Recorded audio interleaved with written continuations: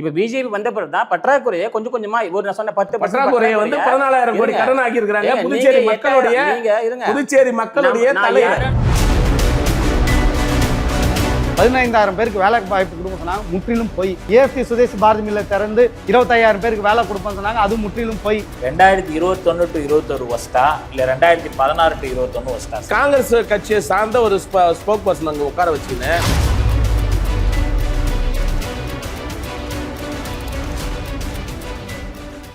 SS news digital நேயர்களுக்கு வணக்கம். அக்னிமேடை நிகழ்ச்சியில் தொடர்ச்சியாக புதுவையில் நடக்கக்கூடிய பிரதான பிரச்சனைகள் குறித்து விவாதித்து வருகிறோம். அந்த வகையில் இன்றைய அக்னிமேடை நிகழ்ச்சியில் புதுவை வளர்ச்சியை நோக்கி பயணித்து கொண்டிருக்கிறதா, புதுவை எந்த அளவிற்கு வளர்ச்சியை சந்தித்துள்ளது, புதுவையில் ஊழல் மலிந்திருக்கிறதா அப்படின்ற தலைப்பின் கீழே தான் நாம் விவாதத்தை நகர்த்திருக்கிறோம். இன்றைய அக்னிமேடை நிகழ்ச்சியில் கலந்து கொண்டிருக்கக்கூடிய சிறப்பு விருந்தினர்களை அறிமுகம் செய்கிறேன். லட்சிய ஜனநாயக கட்சியிலிருந்து பொதுச் செயலாளர் டாக்டர் துரைசாமி அவர்கள் இணைந்திருக்கிறார். பாரதிய ஜனதா கட்சியிலிருந்து திரு சக்திவேல் ரௌத்ரம் அவர்கள் இணைந்திருக்கிறார். காங்கிரஸ் கட்சியிலிருந்து திரு பிரபுராஜ் அவர்கள் இணைந்திருக்கிறார். மாணவர் கூட்டமைப்பின் நிறுவனர் திரு சு சுவாமிநாதன் அவர்கள் இணைந்திருக்கிறார். விருந்தினர்கள் அனைவருக்கும் வணக்கம். சார், இப்போ புதுவை எந்த அளவுக்கு வளர்ச்சியை நோக்கி போயிருக்கு, இந்த அரசு எந்த அளவுக்கு வளர்ச்சியை கொடுத்துருக்கு அப்படின்னு நினைக்கிறீங்க சார்? அரசு பார்க்கும்போது comparative to previous government something has happen. But whether இவங்க சொன்ன மாதிரி, பிரைம் மினிஸ்டர் சொன்ன மாதிரி அந்த பெஸ்ட்டு புதுச்சேரியை இம்ப்ளிமெண்ட் பண்ணியிருக்காங்களான்னு கேட்டால் அது டெஃபினெட்லி 0. இதுதான் என்னோடய பேசிக் ஒன்லைன். ஊழலால் மட்டும்தான் நடக்க வேண்டிய பல திட்டங்கள் நடக்காமல் இங்கே இருக்குது. ஸோ அதுதான் என்னோடய பார்வை. எந்த மாதிரியான ஊழல் நடந்திருக்குன்னு சொல்கிறீங்க? எல்லா துறையிலையும் ஊழல் இருக்குது. அதாவது துறை அரசு அதிகாரிகள் முதற்கொண்டு தலைவர் முதற்கொண்டு, அதாவது தலைவர்னு சொல்ல போனால் அந்த மந்திரி சபை அவங்க முதற்கொண்டு எல்லா துறையிலையும் ஊழல் இல்லாத ஒரு டிபார்ட்மெண்ட்டே இல்லாத மாதிரி இருக்குது. ஸோ இப்போ ரீசெண்டாக எடுத்து போனால் பார்த்திங்கன்னா எப்பவுமே இல்லாதபடி ஒரு பிடபிள்யூடி சீஃப் இன்ஜினியரை அரெஸ்ட் பண்ணுறாங்க. அடுத்தது இவ்வளோ பெரிய மாத்திரை ஊழல் ஒன்று நடந்துக்கிட்டு இருக்குது. இதெல்லாம் இதை எப்படி வெளிக்கொண்டுறது? இதை இந்த ஊழலால் மட்டும்தான் மெயினாக பார்த்திங்கன்னா ஒரு டெவலப்மெண்டல் பாலிடிக்ஸே இல்லாமல் ஒரு கரப்டிவ் பாலிடிக்ஸை நோக்கி இந்த கவர்மெண்ட் இருக்குது. இல்லை, டெவலப்மெண்டல் பாலிடிக்ஸ் இல்லைன்னா எந்த மாதிரி டெவலப்மெண்ட் இல்லைன்னு நினைக்கிறீங்க நீங்கள்? என்ன ப்ராமிஸ் பண்ணாங்களோ அது இருக்கிறது தானே. ஒரு எலெக்ஷனை ஃபேஸ் பண்ணுறாங்க. எலெக்ஷனை ஃபேஸ் பண்ணும்போது அவங்க ஒரு மேனிஃபெஸ்டோ கொடுக்குறாங்க. மேனிஃபெஸ்டோ கொடுக்கும்போது அவங்க என்ன பாயிண்ட் சொல்ல வராங்க? அவங்க சொல்லும்போது நாங்கள் இதை செய்வோம். பெஸ்ட்டு புதுச்சேரிக்கான ஏதாவது ஒரு சாத்தியக்கூறு இங்கே நடந்திருந்ததுன்னா தென் வி வில் சே. அங்கங்கே எனி கவர்மெண்ட் நீங்கள் ஒரு 5 வருஷம் எடுத்துக்கிட்டிங்கன்னா கண்டிப்பாக ஒரு சில இன்ஃப்ராஸ்ட்ரக்சர் டெவலப்மெண்ட் கம்பல்சரி இருக்கும். அந்த இன்ஃப்ராஸ்ட்ரக்சர் டெவலப்மெண்ட் மட்டும் போதியமானதா? இந்த 5 வருஷத்தில் என்ன மாதிரி டெவலப்மெண்ட், பக்கத்து ஸ்டேட் என்ன டெவலப் ஆகிருக்கு, உத்தரப்பிரதேஷ் என்ன டெவலப் ஆகிருக்குது, மற்ற கவர்மெண்ட் எல்லாமே என்னென்ன டெவலப் ஆகிருக்கு, பாண்டிச்சேரி என்ன டெவலப்மெண்ட் ஆஃப் ஸ்டேட்டை மட்டும் நீங்கள் இண்டிசஸ் வச்சு பாருங்கண்ணா, என்ன மாதிரியான டெவலப்மெண்ட் நம்ம இங்கே பார்த்துருக்கணும். அதை வச்சு பார்க்கும்போது பாண்டிச்சேரியோட டெவலப்மெண்ட்டு ரொம்ப ஒன்று அதே முன்னாடி என்ன இருந்துச்சோ அதே இருக்குது, இல்லைன்னா அதை விட கீழே தான் இருக்கே தவிர்த்து ஒரு இன்ச்சு கூட கொஞ்சம் மேலே போகல. சின்ன இன்ஃப்ராஸ்ட்ரக்சர் டெவலப்மெண்ட் கண்டிப்பாக இருந்திருக்கும். சில பாலங்கள் போட்டதாக இருக்கட்டும், சில கட்டடங்களுக்கு பராமரிப்பு, இது எல்லா இடத்துலையுமே நடக்கிற ஒரு விஷயம். அதை சாதனையாக சொல்ல முடியாது. அது it's a part and parcel of the government. இது போன கவர்மெண்ட்டை கம்பேர் பண்ணும்போது இந்த கவர்மெண்ட் தேவலாம், அதில் ஷுவராக இருக்கலாம். ஆனால் இந்த கவர்மெண்ட் எதிர்பார்த்ததை பூர்த்தி செஞ்சு தான் கேட்டால் கண்டிப்பாக இல்லை. கண்டிப்பாக தொடர்ந்து பேசுவோம். சார், இப்போ கடந்த ஆட்சியை விட இந்த ஆட்சி பரவாயில்ல அப்படின்னு சொல்லி ஒரு வாதத்தை வைக்கிறாரு. கடந்த ஆட்சி காலகட்டத்துக்கும் இப்போ இருக்க ஆட்சி காலகட்டத்துக்கும் என்ன ஒரு டிஃப்ரென்ஸ் இருக்குது? இல்லை ஊழலால் தான் மலிஞ்சிருக்கா புதுவை? ஒரு 4-5 கேள்வி சிம்பிளாக கேட்குறோம், வேறு எதுவுமே நம்ம கேட்கல. நீங்கள் வளர்ச்சி பாதையில் நோக்கி புதுச்சேரி போகுதான்னு கேட்குறீங்க. வளர்ச்சி பாதை கூட போகிறதில்ல, இருக்கிற இடத்துல விட்டாங்கனாலே போதுன்றது தான் இப்போதைய இருக்கக்கூடிய நிலைமை. ஏதாவது ஒரு துறையில் இந்த புதுச்சேரி அரசாங்கம், என்ஆர் காங்கிரஸ், பிஜேபி கூட்டணி அரசாங்கம் எதெல்லாம் சொல்லி ஆட்சிக்கு வந்தாங்க அப்படின்னு சொல்லிட்டு 2021 நம்ம திரும்பி பார்த்தோம்னா குறிப்பாக இந்த ஆட்சி புதுச்சேரியில் மக்களுக்கான நலத்திட்டங்கள் எதையும் செயல்படுத்த முடியல, மாநில அந்தஸ்து மட்டும்தான் என்னுடைய முதல் குறிக்கோள் என்று சொல்லி பிஜேபி கூட கூட்டணி வைத்த தற்போதைய என்ஆர் காங்கிரஸ் முதலமைச்சர் மரியாதைக்குரிய ரங்கசாமி அவரால் மாநில அந்தஸ்து பெற முடிஞ்சதா? அதே மாதிரி புதுச்சேரிக்கான மாநில கடன் 13,000 கோடி ரூபாய் இருக்குது. அதை பிஜேபியோட கூட்டணி வச்சா தள்ளுபடி செய்யும்னு சொன்னாங்க. அவங்களால செய்ய முடியுதா? இல்லை, இத்தனை ஆண்டு காலமாக நீங்கள் வந்து மாநில அந்தஸ்து கொடுத்துருக்கலாமே, காங்கிரஸ் வந்து ஆட்சியில் இருந்தீங்க. அதான் அந்த கேள்வி வரும்ல. 2016 காங்கிரஸினுடைய நிலைப்பாடு என்பது புதுச்சேரிக்கான மாநில அந்தஸ்து கொடுக்கப்பட வேண்டும். ஏற்கனவே இந்த யூபிஏ கவர்மெண்ட்டில் இருக்கக்குள்ள சிறப்பு மாநில அந்தஸ்துன்ற ஒரு கோரிக்கை வந்தது. பல்வேறு மாறுபட்ட கோரிக்கை வந்தோம். 2016 காங்கிரஸ் கட்சி மட்டுமல்ல, காங்கிரஸ் கட்சியை சார்ந்த உள்ளிட்ட இந்தியா கூட்டணி கட்சியினுடைய சரியான நிலைப்பாடு வந்து புதுச்சேரி மாநில அந்தஸ்து வந்து கொடுக்கப்பட வேண்டும் என்று பல்வேறு கட்ட இயக்கங்கள் போராட்டங்கள் நடத்திட்டு வரோம். ஆனால் இந்த ஒற்றை கோரிக்கையை வைத்தே நாங்கள் கூட்டணிக்கு போனால் தான் இங்கே கவர்மெண்ட் ரன் பண்ண முடியும் என்று சொல்லி பிஜேபி கூட போன என்ஆர் காங்கிரஸ் பிஜேபிகிட்ட இருந்து என்ன சாதிச்சது? மத்தியில் ஆள்ற கட்சி தான் புதுச்சேரியில் ஆண்டாதான் இங்கே இருக்கக்கூடிய எல்லா நலத்திட்டங்களும் செயல்படுத்த முடியும் என்று சொல்லி வாக்கு கேட்டு ஜெயிச்சு ஆட்சி அமைத்த பிறகு ஏன் இவங்களால் இதெல்லாம் செய்ய முடியல? ஒரு உதாரணத்துக்கு இப்போ ஏஎஃப்டி சுதேசி பாரதி மில், இந்த 3 மில்லை திறந்து ஒரு 1000 கோடி ரூபாய் ஸ்பெஷல் ஃபண்டு வாங்கி ஒரு 25,000 பேருக்கு வேலைவாய்ப்பு கொடுப்போம்னு சொன்னாங்க. ஆனால் சென்ற ஆட்சி காலத்தில் விட இந்த ஆட்சி காலத்தில் தான் மூடப்படுவதாக அதிகாரப்பூர்வமாக எழுதி ஒட்டப்பட்டது அந்த மில் வாசலில் நம்ம பார்த்தோம். அப்போது முன்னுக்கு முரணாக அனைவற்றையும் எதெல்லாம் செய்வோம் சொன்னாங்களோ அதுக்கு ரிவர்ஸில் போய் புதுச்சேரி முற்றிலுமாக முடக்கப்பட்ட அரசாங்கமாக இன்றைக்கி வந்து புதுச்சேரி மாநில அரசாங்கம் இருக்குது. இதை வந்து புதுச்சேரியை மீட்டெடுக்கின்ற ஒரு போராட்டத்தை தான் தற்போது காங்கிரஸ் கட்சி எடுத்து நடத்தி கொண்டு இருக்குது. சார், சக்திவேல் ரவுத்தரம் சார், புதுவையை வந்து முடக்கி வச்சுருக்கீங்கன்னு ஒரு வார்த்தையை சொல்கிறாரு, எப்படி பார்க்குறீங்க? பொதுவாக இந்த ஊழல் அப்படின்ற விஷயத்தை எடுத்தாலே காங்கிரஸும் கரப்ஷனும் ஒட்டி பிறந்த ரெட்டை குழந்தைகள். உங்களால் வந்து பிரிக்கவே முடியாது. ஊழலை பற்றி காங்கிரஸ் வந்து இந்த ஸ்டேட்டில் பேசுறதுக்கு தகுதியே இல்லாத கட்சி. ஏன் காரணம் சொல்கிற கேளுங்க. சாதாரணமாக இந்த வார்த்தை சொல்ல முடியாது. காங்கிரஸுடைய அந்த ரூட்டில் நீங்கள் பார்க்கணும். காங்கிரஸ் ரூட்டு தான் ரொம்ப முக்கியம். வேர் வந்து ரொம்ப ரோட்டனான பிறகு தான் இந்த காங்கிரஸ் கட்சியை மக்கள் முழுவதும் நிராகரித்தாங்க. எப்படி நிராகரிக்கிறாங்கன்னா, 2011 தேசத்துக்குள்ள இந்தியா அகேன்ஸ்ட் கரப்ஷன் அப்படின்ற ஒரு நேஷனல் லெவல் மூவ்மெண்ட்டே உருவாது. யாரை எதிர்த்துனா காங்கிரஸ் எதிர்த்து. அது மட்டும் இல்லாமல் அந்த கரைபடிந்த காங்கிரஸ் கைச்சின்னம் இருக்கு இல்லையா, அந்த கைச்சின்னத்தை தமிழக மக்களும் புறக்கணிக்க ஆரம்பிச்சிட்டாங்க. ஏன்னா அவங்க தமிழர்களுக்கு செஞ்சிருக்கக்கூடிய துரோகம் கொஞ்சம் நெஞ்சம் கிடையாது. ரத்த கரை படிந்த ஒரு கரம் அது. திரும்ப மக்கள் வந்து தமிழின மக்கள் யாருமே காங்கிரஸுக்கு வாக்களிக்காமல் தொடர்ந்து தமிழ் களத்தில் தமிழில் வேட்டையாடக்கூடிய தேர்தல் அரசியலில் கூட காங்கிரஸ் எதிராக தான் அவங்களுடைய மனநிலையில் இருந்திருக்கு. ஏன்னா ஒரு இனத்தையே படுகொலை செய்த ஒரு வரலாறு காங்கிரஸுக்கு உண்டு. ஸோ கரப்ஷன் ஆகட்டும், இனப்படுகொலை ஆகட்டும், இந்த கரைபறிந்த காங்கிரஸ் கட்சி எதுவுமே ஜனநாயகத்தில் பேசுவதற்கு தகுதியற்ற ஒரு கட்சி. அதுதான் இங்கே நான் ஸ்ட்ராங்காக பதிவு பண்ணுறேன். ஏன்னா ரூட் வந்து ரொம்ப ரொம்ப பாய்சன் ரூட். சார், நம்ம ஏற்றுக்க முடியாது. அதெல்லாம் தாண்டி இங்கே புதுவையில் எந்த அளவுக்கு வளர்ச்சியை வந்து பாஜக என்ஆர் கூட்டணி அரசு கொடுத்துருக்கீங்க? இப்போ தான் அந்த கரெக்டான டாக்டர் ரெஃபரன்ஸ்க்கும் காங்கிரஸ் தோழர் சொன்ன ரெஃபரன்ஸ்க்கும் கிளியரான ஒரு பாயிண்ட்டு. பெஸ்ட் பாண்டிச்சேரி அப்படின்னு சொல்லிட்டு நாங்கள் வந்து ஒரு பிரைம் மினிஸ்டர் வந்து பேசுகிறார். முதல்ல புதுச்சேரிக்கு மாநிலத்துக்குன்னு தனியாக இதை பற்றி யோசிக்கிறதுக்கு ஒரு கமிட்டி எங்களுக்கு நேஷனல்லேருந்து பில் பண்ணாங்க. அவங்களோட முக்கியமான நோக்கம்னா, இந்த ஊருடைய நிலப்பரப்பு, இந்த ஊரோட வாழ்க்கையின் தரம், மக்கள் வந்து வேறு மாதிரி. Best Pondicherry business, education, spiritual, tourism. நீங்கள் இந்த மூணுத்தையுமே நான் டிஃபைன் பண்ணீங்க தயாராக இல்லை. நான் அப்படியே வரிசையாக சொல்கிறேன். லிஸ்ட் ஆஃப் கரப்ஷன் காங்கிரஸ் சொன்ன மாதிரி லிஸ்ட் ஆஃப் டெவலப்மெண்ட்டை காமிக்கிறேன். சரி, ஒரு புதுச்சேரி பஸ் ஸ்டாண்டு இப்போ நம்ம புதுசாக குறுகிய காலத்தை கட்டப்பட்டது. ஏன் பெஸ்ட் புதுச்சேரி பஸ் ஸ்டாண்ட் வந்து அதில் கட்டுற காரணம்னா, ஏற்கனவே ஒஸ்ட் பாண்டிச்சேரி காங்கிரஸில் இருந்துச்சு. சரியா? ரயில்வே மேம்பாலங்கள் மத்திய அரசினுடைய நிதியில் கட்டப்பட்டுருது. இது மட்டும் இல்லாமல் வில்லியனூரில் ஆயுஷ்மான் பாரத் கட்டப்பட்டிருக்குது.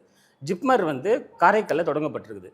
இது மட்டும் இல்லாமல் பல்வேறு திட்டங்கள், உதாரணமாக ஸ்மார்ட் சிட்டியில் இருக்கக்கூடிய ப்ராஜெக்ட். முக்கியமாக இந்த ஸ்மார்ட் சிட்டி ப்ராஜெக்ட்டுக்கு நல்ல மனசில் வச்சுக்கோங்க. இந்த ஸ்மார்ட் சிட்டி அக்ராஸ் தேசம் பூரா அனௌன்ஸ்ட் ஆகும்போது அப்போ புதுச்சேரியில் காங்கிரஸ் ரூலிங்கில் இருக்குது. பிஜேபி கவர்மெண்ட் என்ன சொல்கிறாங்கன்னா, இது நம்மளுடைய மாநிலமாக இல்லைனாலும், எதிர்க்கட்சி ஆளுன்ற மாநிலமாக இருந்தாலும் தேசம் முன்னேற வேண்டும், அந்த முன்னேற்ற அடிப்படையில் தான் ஸ்மார்ட் சிட்டி புதுச்சேரி அலர்ட் பண்ணுறாங்க.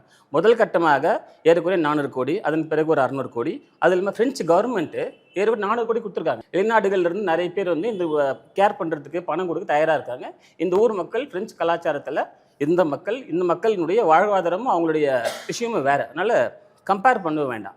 அதுமாதிரி டாக்டர் வந்து சொன்னார், இன்ஃப்ராஸ்ட்ரக்சரில் வந்து யூபி இப்படி இருக்குது, தமிழ்நாடு இப்படி இருக்குது. அதெல்லாம் ஜியோகிராஃபிக்கலாக வேறு ஸ்ட்ரக்சர் இருக்குது. பாண்டிச்சேரி வந்து ஒரு யூனிக்கான சின்ன ஒரு ஸ்டேட்டு.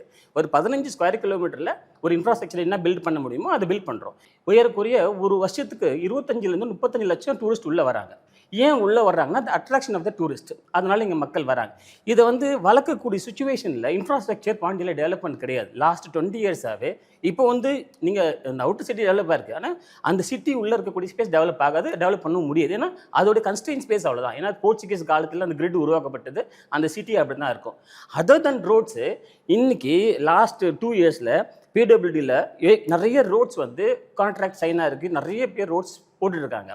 இவர் டாக்டர் கூட சொன்னார், வரலாற்றிலேயே வந்து சிஇ முதல்ல அரெஸ்ட் பண்ணாங்க அப்படின்றாங்க. வரலாற்றில் அரெஸ்ட் பண்ணல, எப்போவுமே பொதுப்பணித்துறையில் இருக்கக்கூடிய அந்த அந்த பொசிஷனில் இருக்க சென்சிட்டிவ் டிபார்ட்மெண்ட், இதுக்கு முன்னாடி சிஇ இருந்தவங்க இது வரைக்கும் 3 பேர் அரெஸ்டாக இருக்காங்க. அந்த டிபார்ட்மெண்ட் ஏற்கனவே நிறைய பேர் அந்த துறையில் இருக்கவும் நடந்திருக்கு. அதனால அது வந்து ஈஸியாக கடந்து போகிற விஷயம் கிடையாது. ஆனால் இதை பாதுகாத்து பொத்தி அதை வந்து அதிகாரியை காப்பாற்றுறது, அரசியல்வாதி காப்பாற்றுறதுலாம் வந்து நடந்த காரணத்தினால. ஆனால் எதிர்கட்சி தரப்பில் வந்து ஒரு அலிகேஷன் சொல்கிறாங்க, என்னன்னா அண்டர் யூட்டிலைஸ் பண்ணுறீங்க ஃபண்ட்ஸை. ஸோ பிடபிள்யூடி தொடர்பாகவும் சரி, அதுக்கப்புறம் ஸ்மார்ட் சிட்டி தொடர்பாகவும் சரி, அந்த ஃபண்ட்ஸ் எல்லாம் வந்து அண்டர் யூட்டிலைஸ் பண்ணுறீங்க. அண்டர் யூட்டிலைசேஷன் டேட்டாவே கிடையாது, அவங்க சொல்கிறதெல்லாம் போய் டேட்டா. நான் சொல்கிறேன், வைத்திலிங்கம் அவர்களுடைய எம்பி ஃபண்டை எவ்வளோ செலவு பண்ணிக்கிறாருன்னா 60% செலவு பண்ணிக்கிறார். யூட்டிலைசேஷன் ஆஃப் ஃபண்டு எலெக்ட் பண்ண அந்த ரெப்ரஸன்டேட்டிவ் போட முடியல. கவர்மெண்ட்டில் இங்கே இருக்க அலாட்மெண்ட் ஃபண்ட் இருக்கு இல்லைங்களா, நம்ம பட்ஜெட்டில் ஏற்கனவே நம்ம பட்ஜெட் சைஸ் பெருசாகிடுச்சு, 12,000 கோடி நம்மளோட பட்ஜெட் சைஸ். இந்த பட்ஜெட் சைஸில் எவ்ரி இயர் நமக்கு 10% ரைசிங் நம்மளுக்கு கொடுக்குறாங்க. எத்தனை வருஷம் 10% கொடுக்குறாங்க. லாஸ்ட் இயர் 3600 கோடி நம்ம அலாட்மெண்ட் ஆச்சு. அதோடைய டெபிசிட் வந்து நம்ம கொஞ்சம் கொஞ்சமாக கேட்டுனே இருக்கும். நம்ம 20% மேலே டெபிசிட் இருக்குது நம்மளுக்கு. ஆனால் இந்த வளர்ச்சி நோக்கி கேட்டே இருக்கும். என்ன விஷயம்னா, நீங்கள் வளர்ச்சின்றதை நீங்கள் குறிக்கிறீங்கன்னா தனி மனிதனுடைய குடும்பத்தில் அவனுக்கு வரக்கூடிய வருமானம், அவனுக்கு வரக்கூடிய வேலைவாய்ப்பு, அவனுக்கு கிடைக்கக்கூடிய கல்வி, இதுதான் ஒரு அரசாங்கம் உறுதிப்படுத்தும். இது தேசிய ஜனநாயக கூட்டணி அரசு உறுதிப்படுத்துது. சோஷியல் இன்செக்யூரிட்டி, சமூக பாதுகாப்பற்ற சூழ்நிலை, இந்த லா அண்ட் ஆர்டர் இஷ்யூ இங்கே இருக்கா? லா அண்ட் ஆர்டர் இஷ்யூ இங்கே மோஸ்ட்லி இங்கே கிடையவே கிடையாது. ஏன்னா ஓரளவுக்கு இந்த லா அண்ட் ஆர்டர் கட்டுப்படுத்தப்பட்டிருக்கு. இங்கே மாநிலத்துக்குள்ள போதைப் பொருள் புழக்கம், இந்த போதைப் பொருள் வாரத்துக்கு முன்னாடி போதைப் பொருள் புழக்கம்ன்றது வந்து இந்த ஒரு வருஷத்தில் நடந்ததா? நீ சொல்லுங்க, இந்த ஒரு வருஷத்துல நடந்ததா?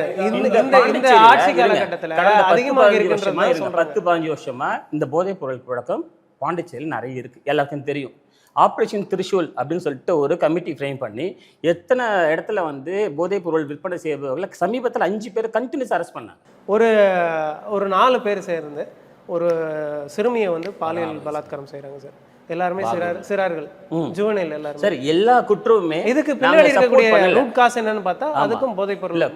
குற்றங்களை யாருமே இங்கே ஆதரிக்கல சார். எந்த அரசாங்கமும் எந்த அரசியல் கட்சியும் எந்த சமூக குற்றங்களும் ஆதரிக்காது. நாங்கள் பிஜேபியும் சரி, என்ஆர் கூட்டணியும் சரி, நாளைக்கு எந்த கட்சி ஆட்சிக்கு வந்தாலும் குற்றங்களை யாரும் ஆதரிக்கல. ஆனால் ஒரு உத்தரப்பிரதேசல நடக்கிற அளவுக்கு மோசமா நடக்கல. அதை நீங்க வந்து இல்ல பொலிட்டிசைஸ் பண்ணாதீங்க, அரசியல் ஆக்காதீங்கன்ற. சமூக குற்றங்கள் வந்து சமூகத்தில் நடக்கிற விஷயம். நீங்க அதை வந்து அரசியலா நீங்க இந்த டிபேட்ல கொண்டு வரும்போது நான் அது பதில் சொல்ல வேண்டிய கடமைப்பட்டிருக்கு, அவ்வளவுதான். தவிர எல்லா அரசியல் கட்சிக்கும் அந்த தார்மீக பொறுப்பு இருக்கு. சரி சார், ஒரு தெருவில் ஒரு குற்றவாளி ஒரு குற்றம் நடக்குதுன்னா அந்த சிட்டிசனும் அது ரெஸ்பான்சிபிலிட்டி சார். இது வந்து வளர்ச்சிக்கு தடையா இருக்குது அப்படின்றது. இதுக்கும் வளர்ச்சிக்கு சம்பந்தம் இல்ல. இந்த மாதிரியான சம்பவங்களால இங்க புதுச்சேரிக்கு வரக்கூடிய இன்வெஸ்ட்மெண்ட்ஸ் வரல அப்படின்றது ஒரு சொன்னீங்கல்ல. இதுதான் ஸ்ட்ரைட் பாயிண்ட் கரெக்டாக வந்தீங்க. சரி சார், 2010-11 டைட்டில் பார்க்கு பாண்டிச்சேரிக்கு வரணும் சார், ஓகேங்களா? இந்த பாண்டிச்சேரியில் டைட்டில் பார்க் கவர்மெண்ட் அசம்பிளியில் அப்ரோச் பண்ணுறாங்க சார். 30% கமிஷன் கொடுத்தா தான் டைட்டில் பார்க் உள்ள வரும்னு சொல்றாங்க சார். 30% கமிஷன் கொடுக்க முடியாதுன்னு அவங்க வெளில ஏறாங்க சார். இன்னைக்கு டைட்டில் பார்க் எங்க சார் இருக்கு சார்? நீ டைட்டில் பார்க் எங்க சார் இருக்கு? இல்ல இந்த மாதிரிலாம் ஆதாரமற்ற இல்ல சார் இருங்க. அதாவது 30% சார் 2010 11 பத்தி பேசிய நம்ம டைட்டில் பார்க் ஏன் நீங்க இந்த 5 வருஷம் கொண்டு வரல? இல்ல ஒரு நிமிஷம். இல்ல பிஜேபி கூட்டணி 5 வருஷம் கொண்டு வரல. ஆதாரமற்ற குற்றச்சாட்டு இல்ல. இப்ப கேட்கக்கூடிய ஆதாரத்தோட சார் ஒரு நிமிஷம் அசெம்பிளில லெட்டர் கொடுத்து காப்பி அனுப்புறேன் சார். ஒரு நிமிஷம். எல்லாத்துக்கும் டேட்டா நம்ம வந்து பேசுறது வந்து இப்ப நீங்க வளர்ச்சி தடுக்கறேன்றீங்க சார். ஒரு நிமிஷம், நான் தடுத்தது யாரும் சொல்லணும்ல. சரி, எத்தனை இண்டஸ்ட்ரி நீங்க கொண்டு வந்திருக்கீங்க அத சொல்லுங்க. as of now public registrationல இன்னைக்கு ஒரு public registrationல 118 company last 5 years register ஆயிருக்கு சார். இருங்க ஒரு நிமிஷம் சார். ஒண்ணு இல்ல சார், உங்களுக்கு வந்து டேட்டாவே தெரியாம பேசாதீங்க சார். 118 கம்பெனி சார் ரெஜிஸ்டர் பண்ணீங்க சார். நான் எப்படி ஏன் தெரியுமா டேட்டா? ஏன்னா எங்க கிட்ட டேட்டா ஓட மட்டும் தான். இப்ப அவர் என்ன கேட்டாரு? 118 கம்பெனி சொல்லுங்க. அவர் என்ன கேக்குறாருன்னா எத்தனை கம்பெனி மூடுனீங்க தெரிஞ்சீங்கன்னு சொன்னீங்க. ஒரு நிமிஷம் நான் சொல்றேன். எத்தனை கம்பெனி மூடுங்க, எத்தனை கம்பெனி ஃபோர்க்ளோசர் ஆனாலும் சரி. இன்ஃபேக்ட் ஏஎஃப்டி ஆகட்டும், சுதேசி ஆகட்டும், பாரதி ஆகட்டும் ஃபோர்க்ளோசர் நோட்டீஸ் ஒட்டியிருக்கும், சரிங்களா? ஆனால் டெக்ஸ்டைல் மில் தான் வரணுன்றதா பீப்புள் எக்ஸ்பெக்டேஷன். டெக்ஸ்டைல் மில் வராது. ஆல்டர்னேட்டிவான என்னென்ன சோர்ஸஸ் இருக்கோ அதான் பெஸ்ட் பாண்டிச்சேரி திங்க் பண்ணுறாங்க. ஏன்னா சென்ட்ரல் சென்ட்ரல் கவர்மெண்டோட ரூல் என்னன்னா நீங்க அந்த இடத்துல ஒரு பேங்க்ரப்சி ஆனா எண்டுக்கு இருக்கக்கூடிய அந்த ஒரு 3 டெக்ஸ்டைல் மில்லுமே வேற சோர்ஸ் தான் பண்ண முடியும். இப்போ எல்லா இண்டஸ்ட்ரியுமே க்ளோஸ் பண்ணுவாங்க சார். அங்க உங்களுக்கு ரீசன் நிறைய இருக்கு. ஆனா புதுசா எத்தனை கொண்டு வந்தா ஒரு ஆட்சியோட கிளைமிங் சொல்ல முடியும் சார். ஒரு 500 பேருக்கு நேரா சேதராப்பட்டு போயிட்டு இருங்க. சேதராப்பட்டு ஈட்டன் போங்க, ஈட்டன் எக்ஸ்டென்ஷன் போங்க, இந்த பக்கம் ஷாஷன் போங்க, கெம்பேப் போங்க, அதோட எக்ஸ்டென்ஷன் பாருங்க. அதோட எக்ஸ்டென்ஷன் நீங்க கேட்ட 500,000 பேர்னா சார் அது வந்து ஏற்கனவே இயங்கி கொண்டு இருக்கக்கூடிய தொழிற்சாலை. நான் ஒரே ஒரு விஷயம் கேட்கிறேன். சேதராப்பட்டு தொழிற்பேட்டை, இங்க தட்டாஞ்சாவடி தொழிற்பேட்டை, திருபுவனை தொழிற்பேட்டை, இந்த தொழிற்பேட்டையில எந்த ஆட்சி காலத்துல வந்துன்றீங்க? பிஜேபி ஆட்சி காலத்துல. தொழிற்பேட்டை இந்த ஆட்சி காலத்துல வந்து சொல்ல அங்க இருந்து எவ்வளவு நிறுவனங்கள் இருந்தது தெரியல. இல்ல நான் சொல்லிடுறேன். சேதராப்பட்டு தொழிற்சாலை கரசூர் வந்து யார் நிலையை கையகப்படுத்தினது? இந்த ஆட்சி நிலையை கையகப்படுத்தினது நிலத்தை எடுத்தது போன ஆட்சி காலத்துல எடுத்து இப்ப வரைக்கும் இண்டஸ்ட்ரி கொண்டு வர முடியாது. ஏன் கொண்டு வர முடியல? இந்த எலக்ட்ரிசிட்டி டிபார்ட்மெண்ட்டை ஒட்டுமொத்தமா கையகப்படுத்திட்டு தனியார் மயமாக்கி இன்னைக்கு கரண்ட் பில்லை ஏத்தி நீங்க செய்தி பாக்கலையா? பாண்டிச்சேரியுடைய கரண்ட் பில் எப்படி இருந்ததுன்னு தெரியுமா உங்களுக்கு? கோர்ட் ஜட்ஜ்மென்ட் நீங்க பாக்கலையா? பாண்டிச்சேரியுடைய கரண்ட் பில் அதாங்க ஜட்ஜ்மென்ட் நீங்க பாக்கலையா? அரசு மயமாக்குறது நீங்க ஜட்ஜ்மென்ட் 2 வாரத்துக்கு முன்னாடி அங்க இருக்கிற இபி எம்ப்ளாய்ஸ் கேஸ்க்கு போயிட்டு ஜட்ஜ்மென்ட் என்ன வந்தது? தனியார் மயமாக்கப்படாதுன்னு சொல்லிட்டு ஜட்ஜ்மென்ட் வாங்கி புதுச்சேரி அரசால கையெழுத்து போட்டு தனியார் மயமாக்கப்படாதுன்னு நீங்க சொல்றீங்க. சார் அரசாணி வெப்சைட்ல வந்து தனியார் மயம் ஆயிடுச்சு போடுறீங்க. நீங்க திரும்ப சொல்றேன். நீங்க பழைய டேட்டாபேஸ் ஒரு மாசத்துல பேசுறீங்க. அவங்க கட்சி செஞ்ச நல்லது சொல்றாங்க. நல்லது ஏதாவது செஞ்சிருந்தா சொல்லுங்க.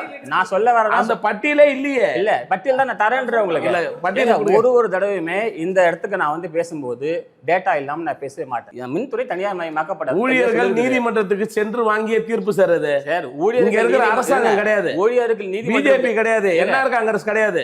பிஜேபி தனியாருக்கு வந்து தாரை வார்த்தை எல்லா வேலையும் செஞ்சிட்டீங்க. அதுக்குள்ள இருக்கிற பாலிடிக்ஸ் உங்களுக்கு ஊழியர்கள் நீதிமன்றத்துக்கு போனாங்க.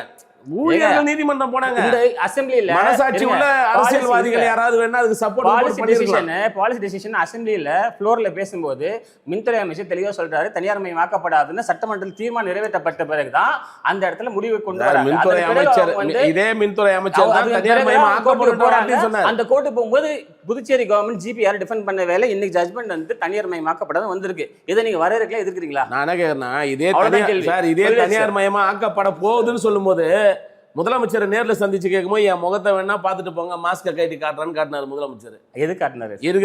என்ன பொதுமக்கள் உங்களை வந்து இது மாதிரி தனியார் மயமாக போகுதுன்னு சொல்றாங்களே, பொதுமக்கள் உங்களை சந்திக்கணும்னு சொல்றாங்கன்னு போது வேணா என் மாஸ்க். இப்ப தனியார் மயம் ஆக்கலங்கய்யா, அரசு மயத்துல இருக்கு. அது ஒத்துறீங்களா இல்லையா? வரவேற்கிறீங்களா? நான் வரவேற்கிறோம். அவ்வளவுதாங்க. இல்ல சார், நான் வந்து தனியார் மயம் ஏதோ கோர்ட்டு தீர்ப்பு வந்து ஏதோ பிஜேபியினுடைய தீர்ப்பு மாதிரி பேசிட்டு இருக்காரு. நீங்க வாங்கி அந்த எம்ப்ளாயிஸ் தொடர்ந்து போராடி தொழிலாளிகள் போது பலகட்ட போராட்டம் நடத்தி பலகட்ட பேச்சுவார்த்தையிலையும் அதானி பவர் லிமிட்டடுன்னு சொல்லிட்டு அவங்க ஒரு அக்கௌண்ட் ஓப்பன் பண்ணுறாங்க ஷேர் மார்க்கெட்டில். அது அந்த நிறுவனத்தின் மேலே ஒரு எஃப்ஐஆர் கூட போட முடியாத அளவுக்கு இங்கே இருக்கக்கூடிய மின்துறை அமைச்சர், இங்கே இருக்கக்கூடிய அரசாங்கம், பிஜேபி என்ஆர் காங்கிரஸ் அரசாங்கம் காவல்துறை ஒரு எஃப்ஐஆர் கூட போட முடியல. அதான் அரசாங்கத்தினுடைய துறை, ஒரு டிபார்ட்மெண்ட். மற்ற மாநிலங்களில் இருக்க மாதிரி போர்டு கிடையாது, வாரியம் கிடையாது. ஒரு அரசாங்கத்தினுடைய துறையை வந்து அதானி பவர் லிமிட்டடுன்னு சொல்லிட்டு ஒரு அக்கௌண்ட்டை திறக்கிறாரு. அவரை கூட்டு கண்டிக்கிறது கூட ஒரு நிமிஷம், அதை கூட்டு கண்டிப்பதற்கு கூட ஒரு தைரியம் இல்லாத அரசாங்கம். உங்க பிஜேபி அமைச்சர் சொன்னார் சார். அவங்க பிஜேபி அமைச்சர் சொன்னாரு. ஒரு நிமிஷம் சொல்லிடுறேன். பிஜேபி அமைச்சர் சொன்னாரு, உள்துறை அமைச்சர் சொன்னாரு, இப்படி போலியாக பயன்படுத்தியவர் மீது வழக்கு பதிவு செய்யப்படும் அப்படின்ற ஸ்டேட்மெண்ட் அவர் கொடுத்தாரு சார். இன்னைய வரைக்கும் நீங்க பதிவு செஞ்சீங்களா? தொழிலாளி பாதிக்கப்படுறான், அவன் நீதிமன்றத்தை ஓடுறான். நீங்க நீதிமன்ற தீர்ப்பு வந்து இன்னைக்கு உங்களுக்கு சாதகமா எப்படி சொல்லுவீங்க? பாதிக்கப்பட்டவன் நீதிமன்றத்துக்கு ஓடுறான். நீங்க இதுக்கு முன்னாடி பாதிக்கப்பட்டவன் நீதி பெற்றுவா சார். நீங்க என்ன சொன்னீங்க? அரசாங்கத்துக்கு எதிராக இந்த அரசாங்கத்துக்கு எதிராக நான் 10 வழக்கு நடத்துறேன். ஜட்ஜ்மென்ட் முன்னாடி வரைக்கும் நீங்க என்ன சொன்னீங்கன்னா ஆளுங்கட்சியை குறை சொல்லி தனியார் மயம் பேசறது சொல்லி நீங்க இவ்வளவு நேரத்துக்கு முன்னாடி சார் நான் என்ன சொன்னேன் நீங்க தான் டைவர்ட் பண்ணீங்க. ஜட்ஜ்மென்ட் என்ன சொல்ல வரீங்க? நான் ஜட்ஜ்மென்ட் பத்தி நீங்க ஜட்ஜ்மென்ட் காட்டுறீங்க. நான் ஜட்ஜ்மென்ட் நீங்க இருங்க, நான் வாதம் வந்து தெளிவான வாதமா இருந்ததுன்னா நான் ஏத்துக்கறேன். சார் எங்களோட வாதம் தெளிவான வாதமா இருக்குது. நீங்க தான் முன்னுக்கு வரல. நீங்க தனியார் மயம் ஆக்குவீங்க. முரண்பாடு இல்ல, தனியார் மயம் ஆக்குவோம் நீங்க சொல்றது பிஜேபி அரசாங்கம். நாங்க என்ஆர் காங்கிரஸ் அரசாங்கம். ஆனா தனியார் மயம் ஆக்க கூடாதுன்னு சொல்லி போராடக்கூடிய ஊழியர்கள் போய் கோர்ட்டுக்கு போய் பெற்று சரி. வந்த தீர்ப்பு அது. சரி, right. அது ஏதோ உங்களுடைய தீர்ப்பு சரி, கிடையாது. இப்ப எங்க தீர்ப்போ இல்ல கோர்ட்டு தீர்ப்போ, ஆனா இந்த அரசாங்கம் அந்த ஜட்மெண்ட்டுக்கு வந்து ஜிபி அப்பியர் ஆகும்போது டினை பண்ணாம புதுச்சேரியோட பாலிசி டெசிஷன் அசம்பிளியில என்ன மின்துறை அமைச்சர் சொன்னாதோ அதுதான் அங்க நம்ம வந்து முன் வச்சு ஜட்மெண்ட் வாங்கியிருக்கோம். ஆளும் அரசுக்கு பொறுப்பு இருக்குது. எதிரில் இருக்கவங்க என்ன வேணா பேசலாம், அரசுக்கு பொறுப்பு உண்டு. அதனால கண்டிப்பா அந்த பொறுப்போட தான் நடந்திருக்கும், தனியார் மயமாக்கப்படவில்லை. அதுக்கு அரசுக்கு பங்கு உண்டு. அது அவங்க இல்லைன்னு சொல்றாங்கன்னா ஜுடிஷியல் அதுக்கு உண்டுன்றது நாங்க சொல்றோம். புதுவை எந்த அளவுக்கு வளர்ச்சி பாதையை நோக்கி போயிட்டு இருக்கு, மாணவர்களுக்கு எந்த அளவுக்கு ஒரு வெல்ஃபேர் இருக்கு இங்கே புதுவையில் சார்? இந்த அக்னி மேடை நிகழ்ச்சி நடத்துகிற உங்களுக்கு வந்து நான் சார்ந்த அமைப்பு சார்பாக வாழ்த்துக்கள் சார். ஒரு மக்கள் மத்தியில் ஒரு தெளிவான அரசியல் புரிதலை இந்த விவாத மேடை மூலமாக நீங்கள் நடத்துறதுக்கு வந்து வாழ்த்து தெரிவிச்சுக்கிறேன். வந்து தோழர் வந்து சொன்னாங்க ஒன்று, அதாவது புதுச்சேரியில் வந்து முந்தைய அரசை விட இந்த அரசு பரவாயில்ல வளர்ச்சி பாதை அப்படின்ற மாதிரி ஒரு கருத்து சொன்னாங்க. இன்னைக்கு வந்து ஒரு பொதுத்தலங்களில் ஒரு பாஜகவுடைய அமைச்சராக இருக்கக்கூடியவர் இலாக்கா, நான் அந்த வார்த்தை சொல்றதுக்கு வருத்தப்படுறேன், மதிப்பிற்குரிய அண்ணன் ஜான்குமார் அவர்கள் வந்து இன்னைக்கு ஒரு பேசின ஒரு வீடியோ வந்து பொதுத்தலங்களில் போயின்னு இருக்கு. ஆக்சுவலாக அவர் என்ன சொல்கிறாருன்னா, நான் முன்னாள் முதலமைச்சரோட அடிக்கடி டெல்லி போவேன், டெல்லியில் போயிட்டு எல்லா அமைச்சரையும் சந்தித்து பேசுவோம், முதலமைச்சர் வந்து எப்படியாவது இந்த மக்களுக்கு ஏதாவது செய்யணும்னு நினைப்பார், நாங்கள் தொடர்ச்சியாக பேசுவோம். ஆனால் அங்கேருந்து வரும்போது இங்கே எதுவும் செய்ய முடியாது, ஏன்னா அங்கே பிஜேபி அரசாங்கமும் இங்கே காங்கிரஸ் அரசாங்கமும் இருக்கும்போது அது தடுக்கும். யார்? மதிப்பிற்குரிய இந்த அமைச்சராக இருக்கக்கூடிய ஜான்குமார் வந்து இந்த பதிவு பண்ணிக்கிறாரு. அப்போ என்னன்னா, ஒரு இந்திய ஜனநாயக தேசம் இது. எந்த அந்த மாநிலத்தில் ஒவ்வொரு மாநிலத்தில் வாழக்கூடிய மக்கள் விருப்பப்படி அவங்க வாக்களித்து தேர்வு செய்யக்கூடிய அரசாங்கம் அமைஞ்சிட்டதுக்கு பிறகு எல்லா மாநிலத்துக்கும் சமமான அரசாங்கமாக இருக்கணும். ஆனால் சென்ற ஆட்சி காலத்தில் ஆளும் அரசை தடுத்து நிறுத்துன்னு பாஜகவுடைய அமைச்சர் என்று பதிவு பாஜக அமைச்சர் சொல்லியிருக்காரு. இது பொதுத்தலங்களில் மக்கள் மத்தியில் போயிருந்திருக்கு. அப்படி இருக்கும்போது பாஜக வந்து திட்டமிட்டு நாராயணசாமியுடைய செயலை எல்லாத்தையுமே தடுத்தது. ஆனால் நான் ஒன்று இப்போ பதிவு பண்ணேன், காங்கிரஸ் கட்சியிலேருந்து கூட அதை பதிவு பண்ணல. நான் சொல்கிறேன், மதிப்பிற்குரிய மாண்புமிகு முன்னாள் முதல்வர் நாராயணசாமிகிட்ட ஆட்சியை ஒப்படைக்கும் போது 8,900 கோடி கடன். 2006 புதுச்சேரி மாநிலம் தனி கணக்கு தொடங்கினாங்க. 2016 அதாவது 10 ஆண்டு காலம் வந்து விலக்கு, 10 ஆண்டு கால விலக்கு கடன் அடைக்கிறதுக்கு. 2016 நாராயணசாமி முதல் ஆட்சி அமைக்கும் போதே 900 கோடி கடனை வந்து திருப்பி அடைக்கிறார். அதிலிருந்து ஒவ்வொரு ஆண்டும் 1200, 1300, 1400 அந்த ஆண்டுகளில் மட்டும் கடன் அடைச்சி அவர் திரும்ப இந்த அரசாங்கத்திட்ட ஆட்சியை ஒப்படைக்கும் போது 8,200 கோடி, அவர்கிட்ட கொடுத்தது 8,900 கோடி. என்ஆர் காங்கிரஸ் கிட்ட 8,200 கோடியோட கொடுத்தது. இன்னைக்கு 14,000 கோடிக்கு மேல கடன் வாங்கிய ஒரு மாநிலமாக புதுச்சேரி மாநிலம் இருக்கு. நீங்க என்ன மத்திய அரசு வந்து இங்க செஞ்சு பெஸ்ட் புதுச்சேரிக்கு செஞ்சுக்கிட்டீங்க? ஒண்ணுமே இல்லையா சார்? அந்த கடன் எப்படி உருவாச்சு அதை மட்டும் சொல்லுங்க. ஏங்க 8,400 கோடி யார் வாங்குறாங்க, யார் கொடுக்குறாங்க? தனிக்கணக்கு துவங்கியது என்ஆர் காங்கிரஸ் தலைமையிலான ஆட்சி. 2006 இருங்க, 2006 தனிக்கணக்கு இல்ல, இருங்க சார். நீங்க வந்து பிஜேபி காங்கிரஸ் வைங்க, 2 கணக்கு நீங்க துவங்குனீங்க, ஒரு கணக்கு இல்ல. இவங்க காங்கிரஸ் இருந்தப்ப முதல்ல ஒரு கணக்கு தொடங்கி அதை கடன் ஆக்கி அதை பேங்க்ரப்சி பண்ணிட்டாங்க இந்த கவர்மெண்ட் திவால் பண்ணி. அதன் பிறகு நாராயணசாமி அவர் இன்னொரு தனி கணக்கு துவங்குறாரு, அதுவும் பேங்க்ரப்சி பண்றாங்க. இப்ப பிஜேபி வந்த பிறகுதான் பற்றாக்குறையை கொஞ்சம் கொஞ்சமா நான் சொன்ன 10 பற்றாக்குறையை வந்து 14,000 கோடி கடன் ஆக்கி இருக்காங்க. புதுச்சேரி மக்களுடைய புதுச்சேரி மக்களுடைய ஏன் வந்து பட்ஜெட் வேற பட்ஜெட் நான் கடனே சொல்றேன். நானு நீங்க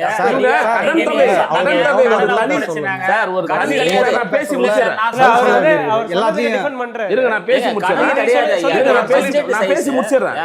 மாநில கடனை சொன்னேன். இன்னைக்கு நீங்க பட்ஜெட் வந்து 13,000 கோடி வந்திருக்கு, 12,000 கோடி வந்திருக்குது. நாங்க பட்ஜெட் வந்து 11,000 கோடி ஒதுக்கி இருக்கிறோம். இதெல்லாம் இருங்க ஒரு நிமிஷம்.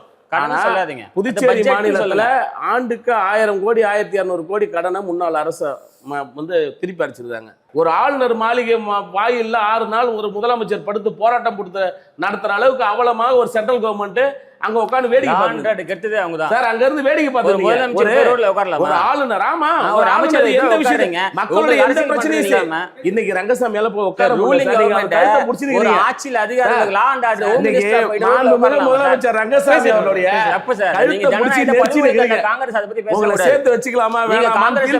காங்கிரஸ் நீங்க இருங்க, நான் சொல்றேன். நீங்க வளர்ச்சி பாதையை நோக்கி போயிட்டு இருக்காங்க. அந்த அடிப்படையில காங்கிரஸ் கட்சியா இன்னைக்கு வந்து இவங்க வந்து இந்த மாநிலத்தை ஒரு கடன்கார மாநிலமாக மாற்றி இருக்கிறாங்களே தவிர இந்த மாநிலத்தை ஒரு வளர்ச்சியான பாதைக்கு நோக்கி கொண்டு போல. அடுத்து இதுக்கு முன்னாடி இருந்த ஆட்சி காலத்துல நீங்க காங்கிரஸ் இல்ல சார், கட்சி இருக்கதானே செய்யுது எப்பயுமே. இல்ல நான் தான் சொல்றேனே, கட்டமைப்பு ஒரு அட்மினிஸ்ட்ரேஷன்ன்றது வந்து நாராயணசாமி அவருடைய தலைமையிலான அந்த ஆட்சியில அட்மினிஸ்ட்ரேஷன் பெஸ்ட் அட்மினிஸ்ட்ரேஷன் ஒன்று இருந்தது. இன்னைக்கு அந்த அட்மினிஸ்ட்ரேஷனே இல்ல பெஸ்ட்னு எப்படி கம்பேர் பண்ணி சார். அட்மினிஸ்ட்ரேஷன் தான் வந்து சார் ஒரு குடும்ப வருவாயை நீங்க உங்க கையில ஒப்படைக்கிறீங்கன்னா அந்த குடும்பத்தை கட்டமைக்கிறதுக்கான கட்டமைப்பு இறுக்கி செலவு பண்றது இருக்கு இல்லையா, அந்த பணியை வந்து அவர் செஞ்சார். ஏன்னா மேலிருந்து ஒரு அழுத்தம். ஆளுநர் பதவி வந்து நாங்க இன்னைக்கு எதிர்க்கல சார். திராவிட சித்தாந்தத்தை நாங்க என்னைக்கு படிச்சோமோ அன்னையிலிருந்து எதிர்க்கிறோம். அறிஞர் அண்ணா எதிர்த்தது ஆட்டுக்கு தாடி எதுக்கு, நாட்டுக்கு ஆளுநர் எதுக்குன்னு சொல்லிட்டு நாங்கள் ஆளுநர் பதவி இன்னைக்கு எதிர்க்கல. எந்த ஆளுநர் வந்தாலும் நான் சார்ந்த மாணவர் கூட்டமைப்பு அவங்களுக்கு எதிராக போராடும். ஏன்னா என் மக்கள் தேர்ந்தெடுக்கக்கூடிய பிரதிநிதிகள், அது எந்த பிரதிநிதியா, பிஜேபியாக இருக்கட்டும், காங்கிரஸாக இருக்கட்டும், என்ஆர் காங்கிரஸாக இருக்கட்டும், யாராக இருக்கட்டும், என் மக்கள் தேர்ந்தெடுத்த பிரதிநிதிகள் அங்கே ஆட்சி அதிகாரத்துக்கு போனோம், அவங்க ஆட்சி செய்யணும்னு சொல்கிறோம்.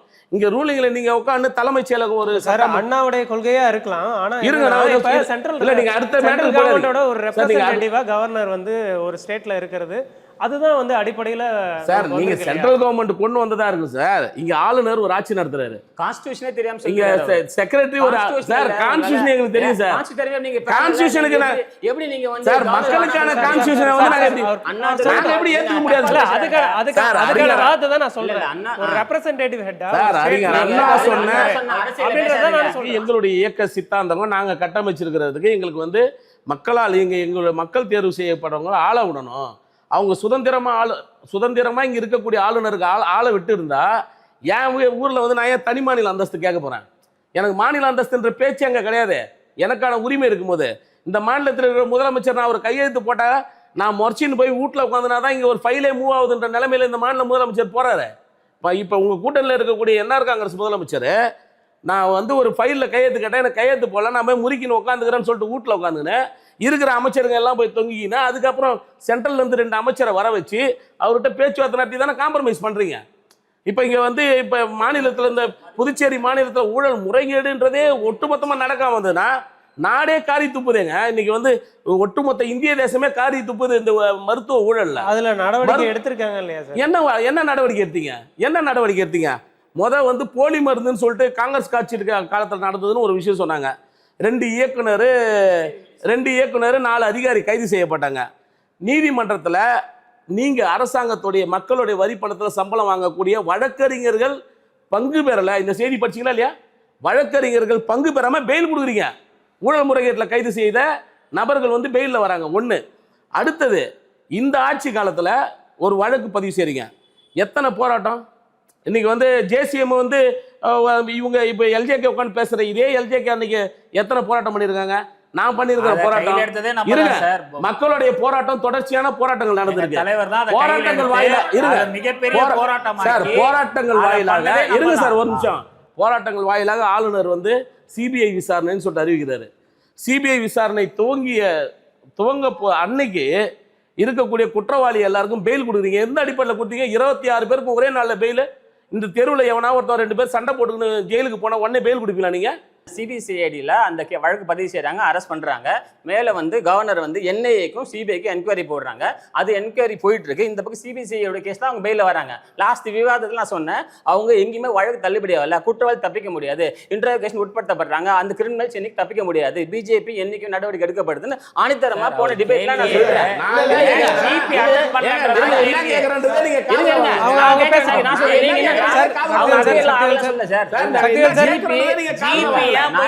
ஜிபி வந்து அப்பியர் ஆகலன்றதெல்லாம் தவறான வாதம் சார். ஜிபி வந்து பெட்டிஷன் ஃபைல் பண்ணிருக்காங்க. ஜிபி பெட்டிஷன் ஃபைல் பண்ண பிறகு ஜிபி அப்பியர் ஆகலன்னு சொல்லிட்டு ஒரு ஜிபி வேலைய விட்டு எடுத்துட்டீங்க. ஜிபி பெட்டிஷன் பதவியில நீங்க இருக்கீங்க உங்க அரசாங்கம் சார். ஜிபி பெட்டிஷன் ஃபைல் பண்ண பிறகு வெளில கொண்டு வந்ததுக்கு பிறகு நீங்க நீங்களீங்க. டெவலப்மென்ட் சொல்றீங்க இல்லையா சார்? நீங்க நான் சொன்ன 2016 இருந்து 21 வெரி வர்ஸ்ட், 21 26 ஏதோ தேவையான. ஆனா நீங்க உங்களோட பார்வை 2021 to 21 வஸ்டா இல்ல 2016 to 21 வஸ்டா சார்? அதுல ஒரு ஜனநாயக அரசு கட்டமைப்பு இருக்குது இல்லையா? அப்ப அடுத்த ஆட்சி கட்டமைப்பே இவங்க பிஜேபி வந்து உடைக்கிறாங்கன்னு நான் சொல்றேன். இந்த கட்டமைப்பு நீங்க வந்து அந்த ஆட்சி அட்மினிஸ்ட்ரேஷன் அவ்வளவு சிறப்பா இருந்தது. கொரோனா நேரம் வந்தது. அந்த கொரோனா நேரத்தில் புதுச்சேரி மக்களை முழுமையாக பாதுகாத்த ஒரு அரசாங்கமாக அது செயல்பட்டுச்சு. அதெல்லாம் யாருனாலும் மறுத்துட முடியாது. ஓகேங்களா? ஆனால் நிர்வாகத்தில் வந்து அன்னைக்கு தேவைன்னும் போது பணியாளர்களை நியமிக்க முடியாத ஒரு சூழ்நிலை இருந்தது. அரசு ஊழியர்களை நியமிக்க முடியாத நிர்பந்தம் இருந்தது. நான் ஒரு வழக்கு நடத்தினேன், ஏஜ் ரிலாக்ஸேஷன் கேட்டு.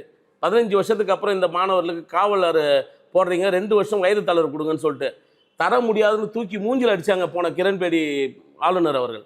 அவருக்கு எதிராக வழக்கு தொடுத்து நீதிமன்றத்தில் தீர்ப்பு வாங்கினு வந்த தேர்வை நடத்த முடியாமல் தவிச்சோம். தீர்ப்பு வாங்கினு வந்த தேர்வை நான் நடத்த முடியாது, தடுப்பேன்னு சொல்லி திட்டமிட்டு புகார்களை வாங்கி அந்த தேர்வு நிறுத்தப்பட்டுச்சு. இப்போ இது மாதிரி வந்து தொடர்ச்சியான அரசு, ஒரு ஆளக்கூடிய அரசு உங்க சித்தாந்தத்திற்கு எதிரான அரசாக இருந்தா கிரண்பேடி இருந்த காலகட்டம் சொல்றீங்களா? அவங்க ஏஜ் ரிலாக்ஸேஷன் அவங்க தரல. இல்ல இப்ப சொல்றீங்களா? எப்ப இருங்க சார், இந்த ஆளுநருக்கு ஹோம் மினிஸ்டர் இன்னைக்கு இருக்கக்கூடிய உள்துறை மத்திய உள்துறை அமைச்சர் சார் ஒரு நிமிஷம். அவருடைய கேள்வி என்னன்னா, கடந்த ஆட்சி காலகட்டத்துல வந்து காங்கிரஸ் இருந்தாங்க, கிரண்பேடி தடுத்தாங்கன்னு சொல்றேன். கிரண்பேடி தடுக்கிறாங்க காங்கிரஸ் ஆட்சி காலத்துல சார். இன்னைக்கு அமித்ஷா வந்து ஒரு கடிதம் அனுப்பியிருக்காங்க சார். உங்களோட ஒரு நிமிஷம் சார். உள்துறை அமைச்சர் அமித்ஷா ஒரு கடிதம் அனுப்பியிருக்கிறாரு. என்ன வயது தளர்வு தருவதற்கான அதிகாரம் ஆளுநருக்கு இருக்குன்னு சொல்லிட்டு. பாண்டிச்சேரியில் ஒரு நடுவில் இடையில 15 வருடம் வந்து வயது தளர்வே இல்லை. யார் தடுக்கிறது சொல்லுங்க? இப்போ இங்கே யார் தடுக்கிறது? முதலமைச்சர் மேடையில் ஏறி வயசான பிள்ளைங்க என்கிட்ட வந்து கதறானுங்க, பார்த்தா வேதனையாக இருக்குதுன்னு சொல்லிட்டு எலக்ட்ரிசிட்டி டிபார்ட்மெண்ட்டு அரசு பணியை கொடுத்துட்டு கொஞ்சம் வயது தளர்வு கொடுத்தா நல்லாயிருக்கும், அதிகாரிங்க சிந்திக்கணும்னு சொல்லி சொல்கிறாரு. யார் தடுக்கிறது? உள்துறை அமைச்சகம். நீதிமன்றத்துக்கு போகிறோம், சுப்ரீம் கோர்ட் சொல்லுது ஆளுநருக்கு அதிகாரம் இருக்குது, ஆளுநர் கொடுக்கலான்னு சொல்லிட்டு. யார் தடுக்கிறது? நாங்கள் யாரை எதிர்க்கணும்?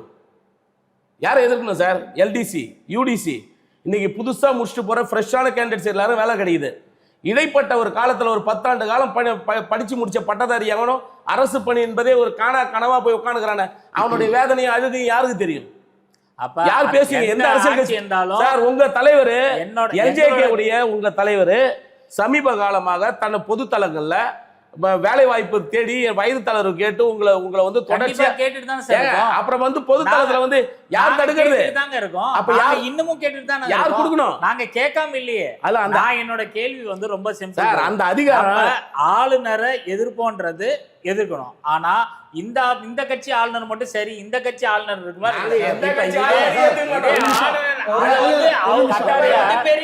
இப்போ ஆளுகின்ற ஆட்சியில் இருக்கக்கூடிய இலாக்கா இல்லாத அமைச்சர் கடந்த 7 மாதமாக இலாக்கா இல்லாமல் இருக்கார். இந்த அரசாங்கத்தில் தற்போதைய ஒரு அமைச்சர், பாஜகவினுடைய அமைச்சர், இலாக்கா இல்லாத அமைச்சர் 7 மாதமாக உங்களுக்கு இலாக்கா தராததற்கு என்ன காரணம் அப்படின்னு கேட்குறாங்க. அவர் என்ன பேட்டியில் சொல்கிறாருன்னா, கீழே ஜனங்கிட்ட போய் சந்திக்கவே முடியல, இந்த ஆட்சி அலங்கோல ஆட்சியை வந்து என்னால், அவர் ஒரு கலோக்கியல் லாங்குவேஜ்ல சொல்றாரு, கழுவி ஊத்துறாங்க இந்த அரசாங்கத்தை. பேசலங்க. இல்ல பேட்டி இருக்கு, பேட்டி இருக்கு,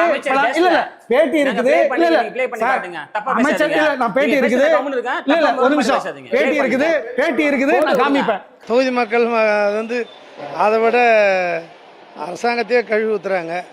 இப்பேற்பட்ட இந்தியாவே ஆளும் கூடிய பிஜேபி அமைச்சருக்கே அந்த நிலைமையா?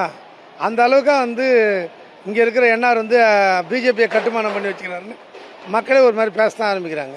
வருத்தம் இருக்க தான் செய்யுது.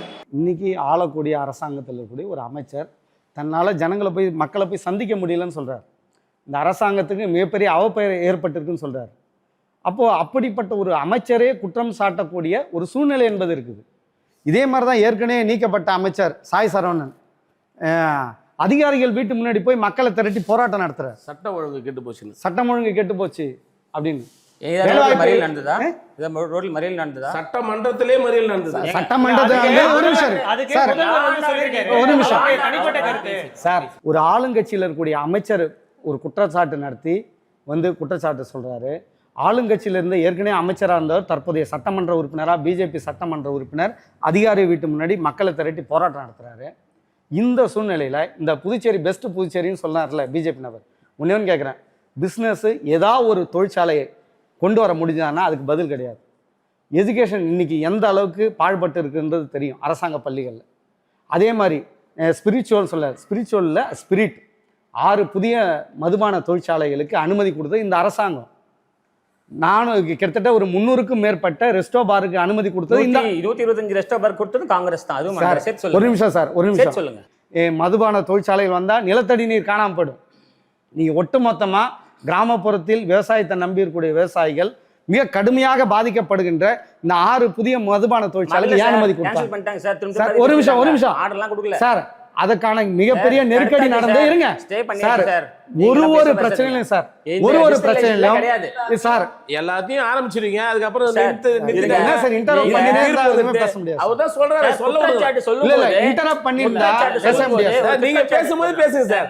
அரசாங்கம் முடிவு எடுத்ததா இல்லையா? இன்னும் அவங்களுக்கு இதுக்கு சம்பந்தமே இல்லாத மாதிரி பிஜேபி நபர் வந்து இந்த மாதிரி பேசக்கூடாது. இல்ல சார், ஒரு நிமிஷம் சார். அது ஏனால் நின்னுது, ஏனால் நின்னுது, ஏனால் நின்னுதுன்னா ஒரு இல்ல இல்ல ஒரு பிரச்சனையிலும் இல்ல இல்ல, ஒரு நிமிஷம் சார். அரசாங்கம் கொள்கை முடிவு எடுக்குதுன்னா அங்க இருக்கக்கூடிய மக்கள் எதிர்ப்பை பார்த்து பின்வாங்குறாங்க. இன்னைக்கு அதே மாதிரி தான் மின்துறை தனியார் மயம். அந்த ஊழியர்கள் எதிர்ப்பு, மக்கள் எதிர்ப்பை பார்த்து பின்வாங்கினாங்க. கோர்ட்டு போய் இப்போ தீர்ப்பு வாங்கினதுக்கு அப்புறம் அதை வந்து எங்களுடைய அரசாங்கத்தினுடைய முடிவுன்னு சொல்கிறாங்க. நான் என்ன கேட்குறேன், இவங்க இவ்வளோ சூப்பராக செஞ்சுருக்கேன்னு சொல்கிறாங்களே சார். கடந்த நாடாளுமன்ற தேர்தலில் ஒரு அமைச்சராக இருந்தவர், பிஜேபியினுடைய அமைச்சராக இருந்தவர் வேட்பாளராக நிற்கிறார் சார். ஏன் சார் 28 தொகுதியில் தோக்குறாரு? கணக்கெடுப்பு பார்த்தா 28 சட்டமன்ற தொகுதிகளில் ஏன் கம்மியாக வாக்கு வாங்குறாரு? இந்த தேசிய ஜனநாயக கூட்டணி அரசாங்கத்து மேலே மக்களுக்கு நம்பிக்கை இருந்தா வாக்களிச்சிருக்கணும்ல. பிஜேபி எம்எல்ஏக்கள் இருந்த தொகுதியிலே, பிஜேபி அமைச்சர்கள் இருந்த தொகுதியிலே ஏன் வேட்பாளர் மரியாதைக்குரிய சார், ஒரு நிமிஷம் சார். பிஜேபியும் என்ஆர் காங்கிரசும் இன்னைக்கு அம்பலப்பட்டு மக்கள் மத்தியில் நிக்குது. இதுக்கு நிச்சயமான தகுந்த பாடம் என்பது புகுட்டப்படும். இன்னைக்கு மத்திய பிரதேச இண்டூர்ல ஒரு 10 பேர் இறந்தாங்க சார். இல்ல இல்ல, ஒரு நிமிஷம்.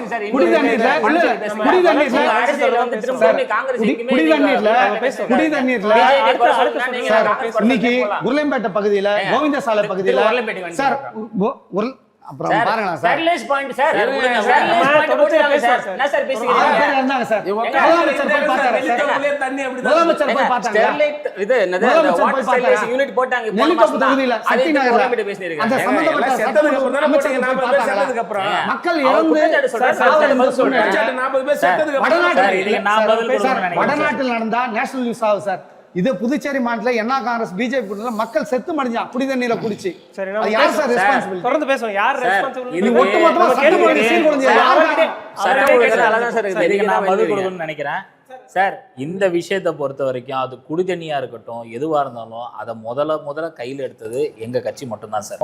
தடவை ஜேசிஎம் சார்பாக தான் இதுக்காக ஒரு போராட்டமும் பண்ணோம். WHO வரைக்கும் லெட்டரும் எழுதி ரெப்ரசன்டேஷனும் பண்ணியிருக்கோம்.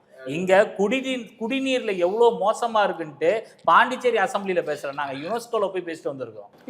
யுஎன்ல வரைக்கும் போய் பார்த்து பேசிட்டு நம்ம பாண்டிச்சேரியோட வாட்டர் என்ன பண்ணணும் இவ்வளவு பேசிட்டு இருக்காங்கல்ல சார். இதே காங்கிரஸ் இப்ப தோழர் சொன்னாரு எம்பி எலெக்ஷன்ல இப்படி ஆயிடுச்சுன்னு சொல்லிட்டு. அப்படின்னு பார்த்தா 2021 எலெக்ஷன்ல காங்கிரஸ் 2 சீட்டு கூட வரலையே சார். அப்படின்னு பார்த்தா மக்கள் டோட்டலா தூக்கி போட்டோன்னு சொல்ல மாட்டாங்க. உங்க கட்சியில அப்ப இருந்த மல்லாடி கிருஷ்ணராவ் சாரும் வைத்திலிங்கம் சாரும் மாத்தி திட்டிக்கிறாங்களே. பிரதான எதிர்க்கட்சியா இருக்க வேண்டிய இன்னைக்கு திமுகவும் காங்கிரஸும் இத்தனை நாள் தூங்கி இருந்துட்டு இப்போதான் புதுசா எந்திரிச்சு வேலை பண்றாங்க.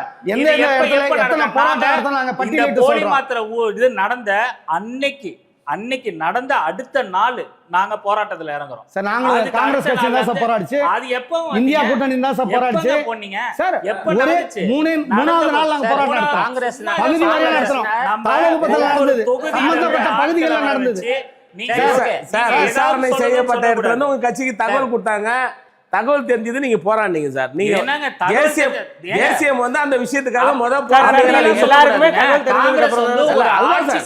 நீங்க தகவல் போராடினதுக்கு பிறகு எங்களுக்கு தகவல் போராடணும். ஜேசிஎம்முக்கு தகவல் தெரிவிக்கப்பட்டது.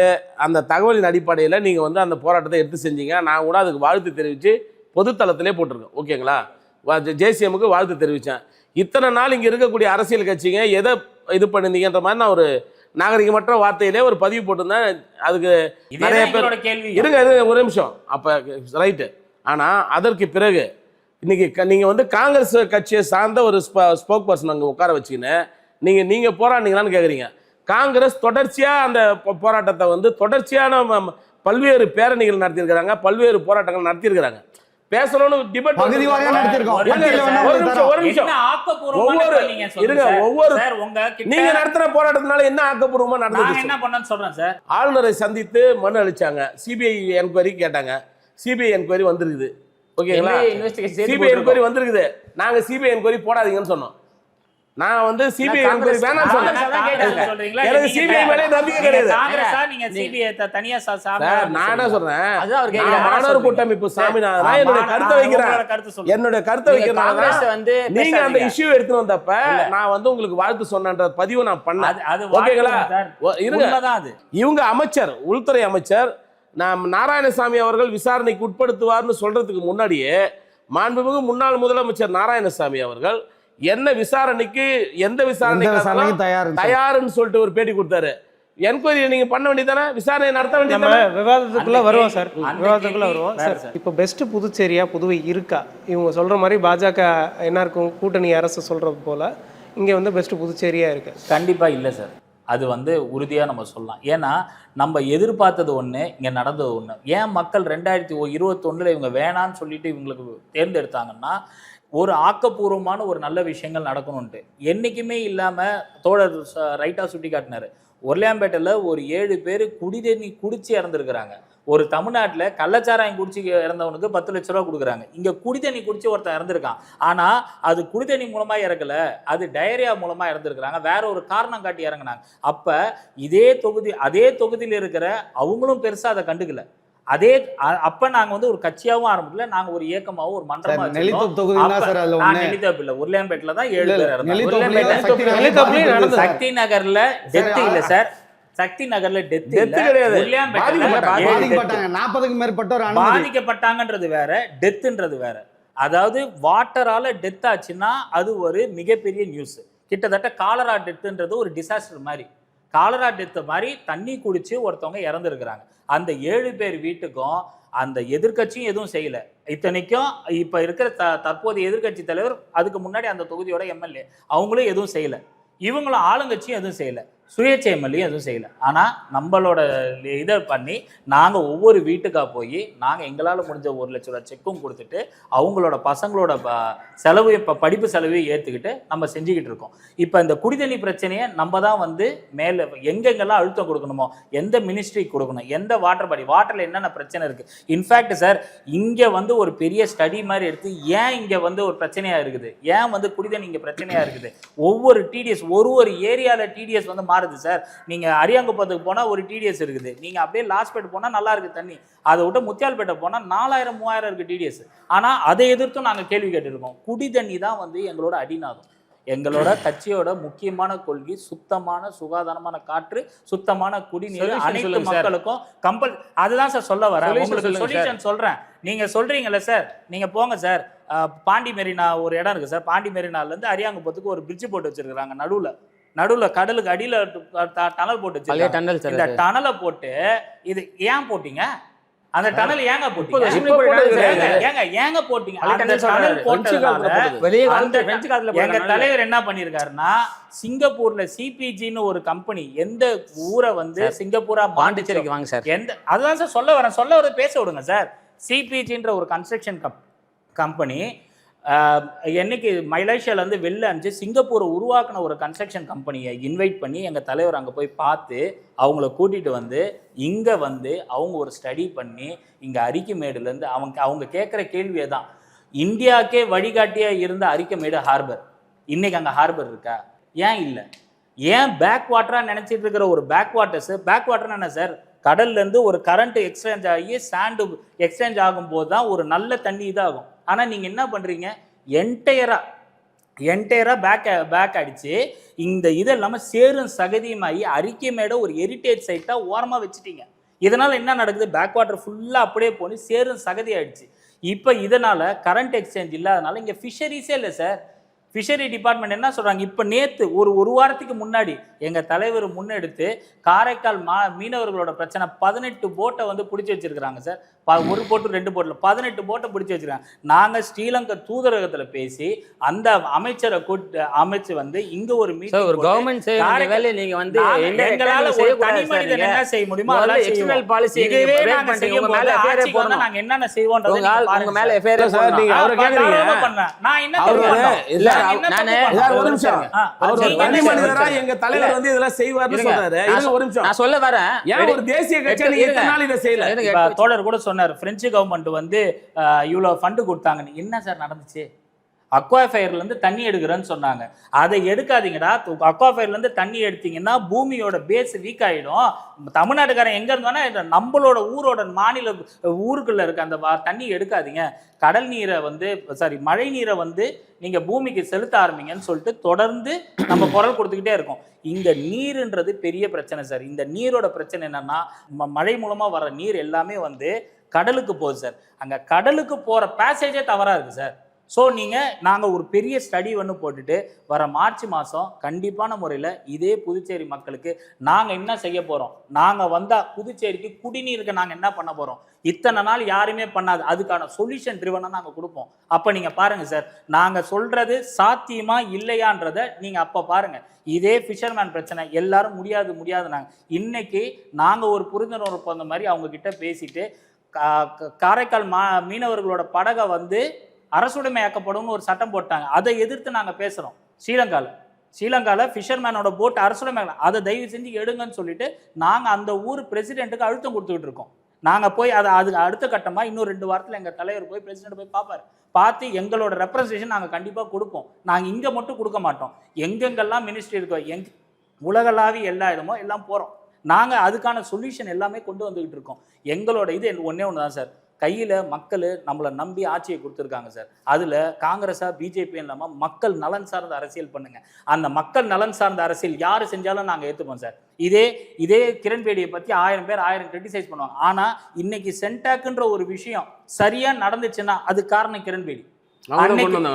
அன்னைக்கு சென்டாக் அவங்க கொண்டு வரல, அன்னைக்கு உச்சக்கட்ட முறைகேடு. அன்னைக்கு சென்டாக் கன்வீனரா இருந்த ஒருத்தவர் பணம் வாங்கி இருக்கிறாருன்ற விஷயம்லாம் தெரிஞ்சுட்டு அதுக்கப்புறமேட்டு ஒரு ஹெல்ப் டெஸ்க் கமிட்டி போட்டு அதுக்கப்புறமேட்டு அதை ஸ்ட்ரீம்லைன் பண்ணும்போது அவங்க சரியா தான் செஞ்சாங்க. அன்னைக்கு இதே முறைகேடுகளை வந்து அட்மினிஸ்ட்ரேஷன் கரெக்டா பண்ணாங்களா? எல்லா முறைகேடுகள் எல்லாம் அட்மினிஸ்ட்ரேஷன் எப்படி ஹேண்டில் பண்ணணும் அப்படி பண்ணாங்களா?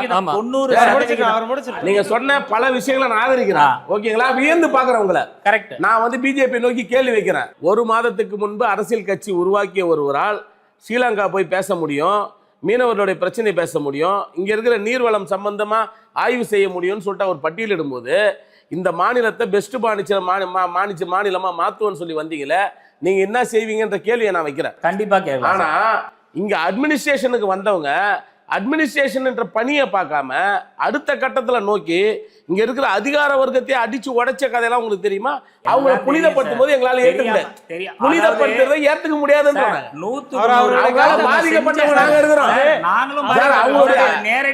அவங்களால இன்னைக்கு பாண்டிச்சேரி எத்தனை இளைஞர்கள் பாதிக்கப்படுறாங்க. நான் என்ன சொல்றேன் சார், இன்னைக்கு உங்களுக்கு வந்து ஒரு அரசு பணி கிடைச்சிட்டு சார், வேலைக்கு போயிட்டீங்க, நீங்க அதிகாரத்துல உட்காந்துங்க. கடந்த 5 ஆண்டு காலம் அரசு பணிக்கு வச்சிருந்தாக்கா இன்னைக்கு கிட்டத்தட்ட ஒரு 5000 பேர் பாண்டிச்சேரியில் வேலைக்கு போயிருப்பான். இதுக்கு இந்த அரசாங்கம் ஒரு 5000 பேர் வச்சிருந்தா 10000 பேர் வேலை வாய்ப்பு இல்லாத பிரச்சனை தீர்ந்திருக்கும். புதுச்சேரியில் ஒரு நிமிஷம் சார், தீர்ந்திருக்கும். நான் இந்த நல்ல விஷயம் தான் சொல்றேன். ஆனா ஒட்டுமொத்தமா தன்னுடைய அதிகாரத்தை வைத்து இந்த மாநில அரசு தனக்கு எதிரான அரசு இந்த மாநிலத்தை சுத்தமா செயல்படக்கூடாதுன்னு தடுத்தவங்க. இது காங்கிரஸ் ஆதரிக்கிறது கிடையாது. என் மண்ணுடைய பிரச்சனை இது, என்னுடைய மக்களுடைய பிரச்சனை இது, என்னுடைய மாநிலத்தில் இளைஞர்களுடைய பிரச்சனை வாழ்வு. ஒருத்தனுக்கு ஒரு அரசு இன்னைக்கு நீங்க மருத்துவமனை அந்த ஒரு விஷயத்துல புதுச்சேரி மாநிலத்துல ஜனநாயகத்துக்கு விரோதமா செயல்பட்டு ஒரு அரசாங்கத்தை முடக்கி வச்ச கிச்சன் ரூம்ல வச்சு மறுபடியும் கேட்கிறேன். இவங்களோட குற்றச்சாட்டு என்ன? 2016 இருந்து 21 நாங்க மக்கள் எல்லாம் தேர்ந்து தான் இவங்களை சேர்த்து இது பண்ணோம், செலக்ட் பண்ணோம், வந்தாங்க, வந்துட்டு 2016 ஒரு காரணம் காட்டி ஒரு ஆளுநரை காரணம் காட்டி இவங்களே ரிசைனேஷன் பண்ணிட்டு இவங்களோட சபாநாயகர் தான் ஆட்சியை கலப்புறாங்க. காரணம் இல்ல, நான் காமிக்கல. பேசி முடிச்சிடறேன். இல்ல, நான் தவறா பேசி பதிவு முடிச்சிடறேன். பண்ணாதீங்க. அப்ப காரணம் வேற யார் காமிக்கல. வேற ஒரு யார் நிமிஷம். ஆட்சி கலப்புறாங்க? மிக அவர்தான். திறம்பட Speaker செயல்பட்டு யார் ஆட்சி புதுச்சேரி கலப்புறாங்க? மாநில மக்களுடைய சுயமரியாதை நிலைநாட்டுவதற்காக ஒரு சார் ஜனநாயகத்தை அதிகாரப்பூர்வமா மாத்துறாங்க. நான் ஒரு 3 விஷயத்த சொல்ல ஆசைப்படுறேன் சார். ஃபர்ஸ்ட், இவங்க வந்து இந்த ரெஸ்டோ பாரை பற்றி காங்கிரஸ் வந்து பேசுகிறாங்க, கொடுத்தாங்க. கலால் துறையில் பள்ளி மற்றும் கல்லூரி இந்த வழிபாடு தலங்களில் இருக்கக்கூடிய இடங்கள்ல 300 மீட்டர் இடைவெளிக்குள்ளே இருக்கக்கூடாதுன்னு ஒரு ரூல் இருக்குது சார். அந்த ரூலை காங்கிரஸ் கவர்மெண்ட் நாராயணசாமி வந்த பிறகு அந்த ரூலை மாற்றிட்டு எக்ஸைஸில் 50 மீட்டர் இடைவெளின்னு சுருக்குறாங்க சார். சார் இப்போ ஆட்சியில் இல்ல, சொல்றது இருக்கு. கேளுங்க நீங்க சார். அதை தலை என்ன சொல்றது தலை கேளுங்க. நீங்க நீங்க அதிகரிக்க வேண்டியதானே சார்? என்ன பேசுறது சார்? ஸ்கூல் காம்பவுண்ட்ல வச்சிட்டீங்க. என்னன்னா 140 அவங்க 50 அடி வச்சாங்க. இவங்க ஸ்கூல் காம்பவுண்ட்ல 50 அடி ரெசிடென்ஷியல் ஏரியால 50 வச்சிருக்காங்க. ஸ்கூல் காம்பவுண்ட்ல வச்சிட்டாங்க. எல்லா ஸ்கூல்லயும் காம்பவுண்ட்ல வச்சிட்டாங்க. உங்களுக்கு வந்து அடிப்படை கூறு புரியணும். பாண்டிச்சேரியை பொறுத்த வரைக்கும் மது விலக்கு சம்பந்தமாக எந்தெந்த கட்சிகள் தேர்தல் பிரச்சாரங்கள் முன்னெடுத்தாங்களோ, எஸ்டோ பாரோ இல்ல மது எது இங்க எடுத்தாலும் பொலிட்டிக்கலா இந்த இடத்துல வந்து எடுபடாது சார். இது பொலிட்டிக்கல் ஸ்டாண்ட் சார். பாலிசி டெசிஷன்ல எந்த கவர்மெண்ட் வந்தாலும் இந்த குற்றச்சாட்டுகள் எல்லா கவர்மெண்ட் மேலே இருக்கு சார். காங்கிரஸ் மேலே எஸ்டோ பார் இருக்குது. ஆனா அது அதிகமா அந்த 118 பாரை கொண்டு வந்தது யாருன்னு கேட்டீங்கன்னா ஃபர்ஸ்ட் அந்த சட்டத்தை வளைச்சது காங்கிரஸ் கட்சி. ஆனா இப்போ ரெசிடென்ஷியல் ஏரியால யாரு வந்தாலும் பண்ண முடியாதுன்னு சொல்லாதீங்க சார். மதுபான கொள்கையை எங்களோட தலைவரோட பார்வை வேற மாதிரி இருக்கும். யாராலையும் பண்ண முடியாதுன்னு காங்கிரஸ் எங்களை சொல்லல. அவர் பேட்டியில முடியாதுன்னு சொல்லிட்டாரு. யாரு மதுபான கொள்கை சொல்லிருக்கோம். மதுபான கொள்கை ஒரு கார்ல ஒரு பேட்டி கொடுத்தாரு. நாங்க எப்பவுமே டெவலப்மெண்டல் பாலிடிக்ஸ் கொண்டு வந்து இன்கம் ஜெனரேஷன் இப்படி கலால் துறையால மட்டும்தான் வந்து காசு சம்பாதிக்க முடியும் அப்படின்ற வரி விலக்க மாத்தி இண்டஸ்ட்ரியல் டெவலப்மெண்ட் வேற விதமான இது நல்ல விஷயம். நீங்க வந்து நீங்களே யாராலையும் பண்ண தலைவருடைய முடியாது. பேட்டியில நான் ஒரு 50% உங்க தலைவருடைய பேட்டியில நான் ஒரு 50% விஷயத்தை வந்து நானே வந்து ஒரு இதெல்லாம் வந்தா நல்லா இருக்கும். ஏன்னா எனக்கு அந்த பார்வை இருக்கு, எனக்கு அந்த கருத்து இருக்கு. இப்போ இருக்கக்கூடிய நிலையில 140 ரெஸ்டோ பார்கள் திறக்கப்பட்டிருக்கு அப்படின்றது தான் வந்து இந்த அரசு மீதான குற்றச்சாட்டு. அதுவுமே பள்ளி வளாகங்கிட்டையும் கோவில் பக்கத்துலையும் நிறைய மக்கள் புழங்கும் இடத்துல தான் இருக்கு அப்படின்ற குற்றச்சாட்டு. Pondicherry 15 square kilometre sir density sir. ஓகேங்களா? இந்த இடத்துல வந்து ஏறக்குறைய 10 லட்சம் மக்கள் வாழ்கிற ஊர் சார். வழிபாடு தலம், பள்ளி, கல்லூரி, மருத்துவமனை எல்லாமே நெருக்கி தான் சார் இருக்கும். இந்த ஏன் இதை நான் அவங்க சொல்ல வரேன்னா, நீங்கள் வழிபாடு தலங்கள் பக்கத்தில் இருக்குது, காம்பவுண்ட் வாலில் இருக்குது, ஸ்கூல் வாசலில் இருக்குதுன்னா எதெல்லாம் முடிஞ்ச அளவுக்கு ரெஸ்ட்ரிக்ஷன் லெவல் பண்ணணும், ரெஸ்ட்ரிக்ட் பண்ண. ஆனால் இது எதுக்காக இந்த முக்கியமான பாயிண்ட் சொல்ல வரேன்னா, சுற்றுலா வளர்ச்சின்னு வரும்போது அந்த இடத்துல வந்து மதுபான கொள்கைகள் கடந்த ஆட்சி காலங்கள் எல்லாமே அந்த முடிவை தெளிவாக எடுத்தாங்க. இந்த மதுவினால் வரக்கூடிய இந்த வருமானங்கள் வந்து அரசுக்கு ஒரு வகையில் வந்து ஏதான ஒரு வகையில் வந்து ஒரு வருவாயாக பார்க்கப்பட்டுச்சு. இது இல்லாமல் பண்ண முடியாது. இல்லை சொல்கிறேன், அது அந்த ஆல்டர்னேட்டிவ் எங்களுடைய கவர்மெண்ட் வந்து பிஜேபி ஆளுகின்ற மாநிலங்களில், குஜராத் போன்ற மாநிலங்களில், மற்ற இடங்கள்லாம் வந்து பார்த்தீங்கன்னா மதுகள் கிடையாது. மது வந்து கொஞ்சமாக குறைக்கப்பட்டிருக்கு. எப்பயுமே வந்து மொத்தமாக ஒரு விஷயத்தை எராடிகேட் பண்ண முடியாது சார். ஒரு விஷயத்தை அழிக்கவே முடியாது. ஏன்னா அதோட விளைவுகள் அதிகமாக இருக்கும். அது உங்களுக்கு தெரிஞ்சிருக்கும். மது கொள்கைகளை ஆளும் அரசாங்கம் சரி, முன்னாடி காங்கிரஸ் அரசாங்கம் வந்தால் சரி, ஒரு ஒட்டு கருத்தோட பாலிசி டெசிஷன் புதுச்சேரி மாநிலத்தில் மது விலக்கு என்பது சாத்தியம் இல்லை. இது நெருக்கடியாக இருக்கிற இடங்களில் பிரச்சனை வந்து லா அண்ட் ஆர்டர் வந்தது, நிறைய எம்எல்ஏ எல்லாம் இறங்கி போய் சண்டைலாம் போட்டாங்க, ரெசிடென்சியல் பிரச்சனை நடக்குது, அதை அட்ரஸ் பண்ணுறோம், அது திரும்ப கவனத்தை கொண்டு அதன் மீது நடவடிக்கை எடுக்கப்படும்ன்றது உறுதியாக சொல்கிறோம். First point.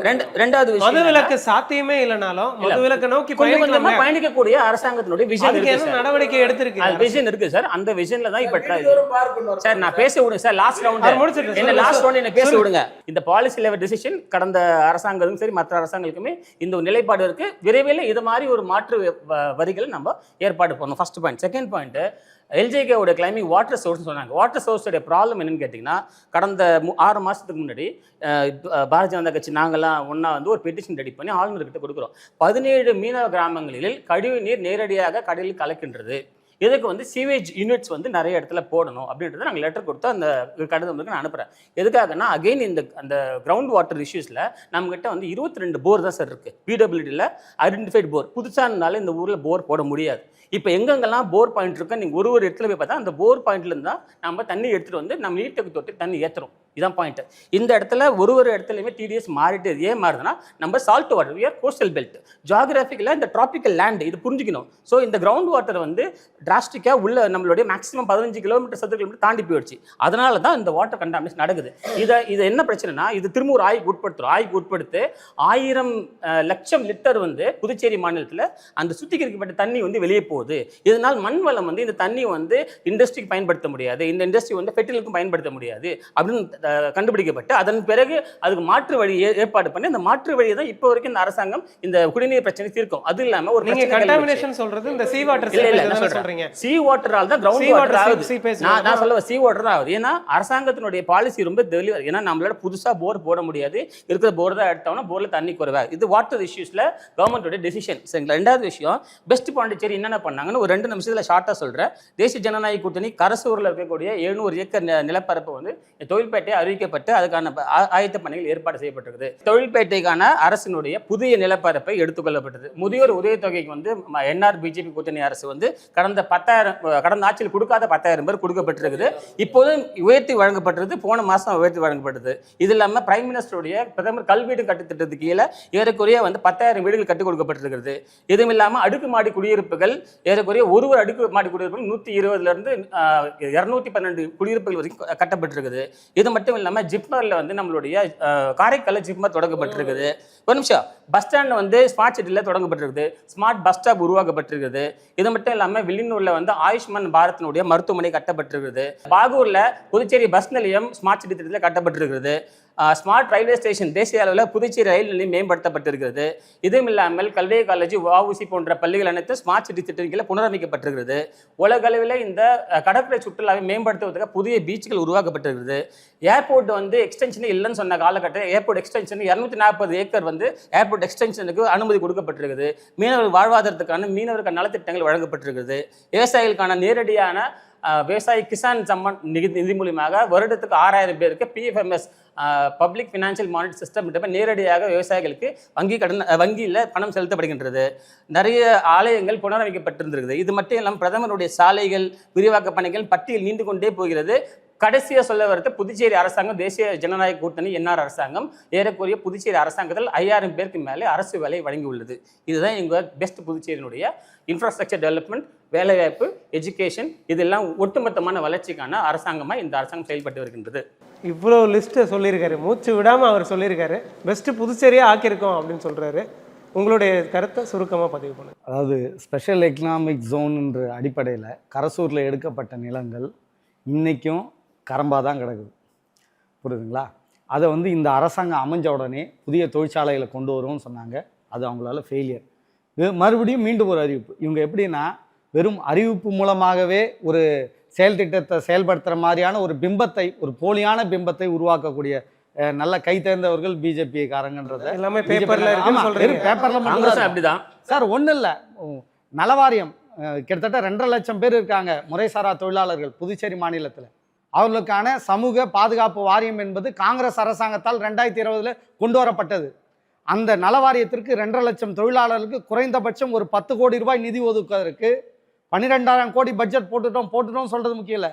நீங்கள் யாருக்காக அரசாங்கம் நடத்துறீங்க, யாருக்காக பட்ஜெட் போடப்பட்டதுன்றது தான் பிரச்சனை. ஒரு 10 கோடி ரூபாய் நிதி ஒதுக்க சொல்லி அந்த தொழிலாளர்கள் போராட்டம் நடத்துகிறாங்க. ஆனால் அவர்களை கண்டு காணாமல் இதுவரைக்கும் அதை பற்றி வாய் திறக்காத இந்த என்ஆர் காங்கிரஸ் பிஜேபி அரசாங்கம் கிடப்பல் போடப்பட்டிருக்கு. அந்த நலவாரியத்தை செயல்படுத்தலை.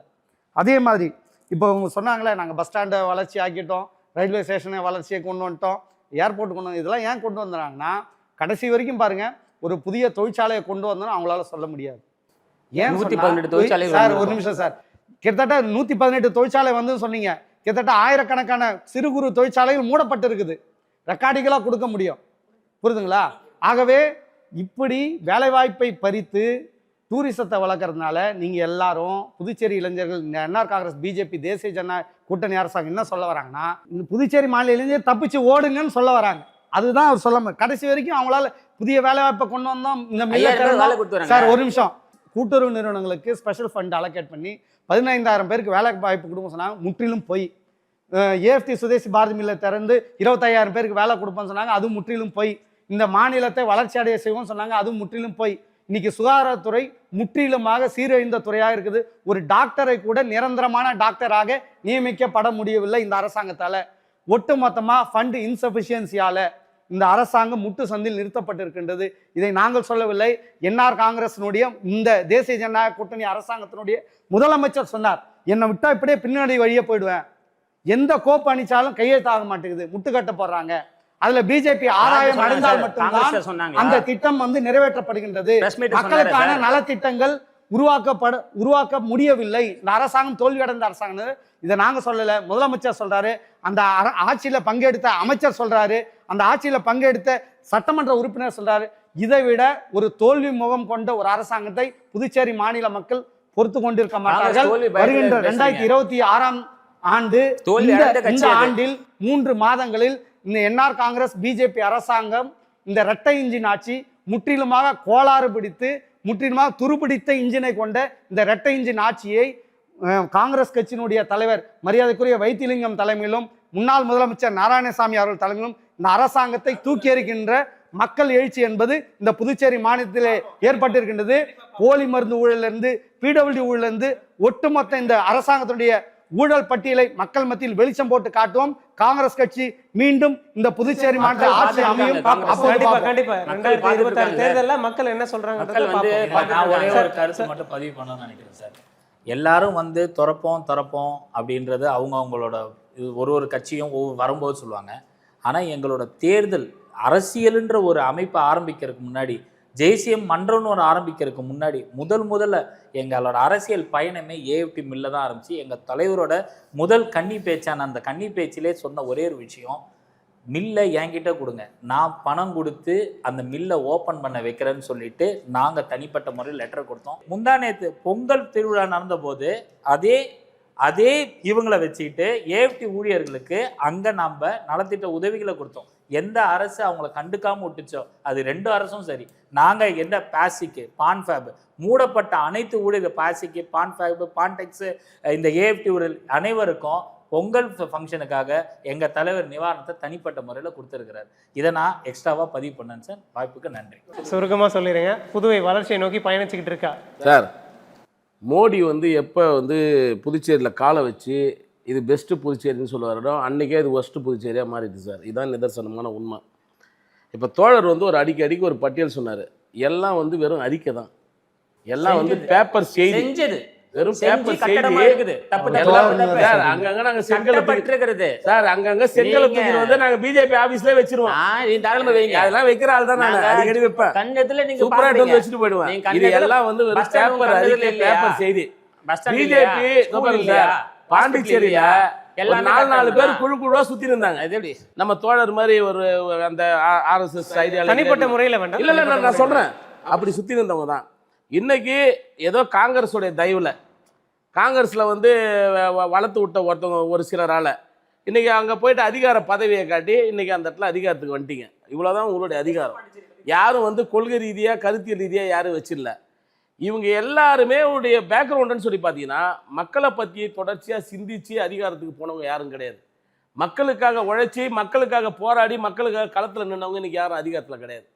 முழுக்க இன்னைக்கு அரசியல் ஆட்சி அதிகாரத்துக்கு போகிறவங்க ஏதாவது ஒரு தொழில் பண்ணணும், ஏதாவது ஒரு இடத்துல கொள்ளடிச்சு வச்சுக்கணும், அந்த காசு எடுத்து வச்சுன்னு நீங்கள் ஏதாவது ஒரு இடத்துல அதிகாரத்தை பெறணுன்ற நிலையில் இன்னைக்கு அரசியல்ன்றது ஒரு தூய்மையற்ற அரசியலாக இன்னைக்கு மாறினது. மக்கள் ஓடுதான் சார் போடுறாங்க. தூய்மையான அரசியல்னு சொல்லி கேட்டாங்கன்னா மக்கள் வாக்களிக்கிறாங்க சார். அதுதான் மக்களை தங்களுக்கு ஏற்ற மாதிரி மாத்தி வச்சுக்கிறீங்க.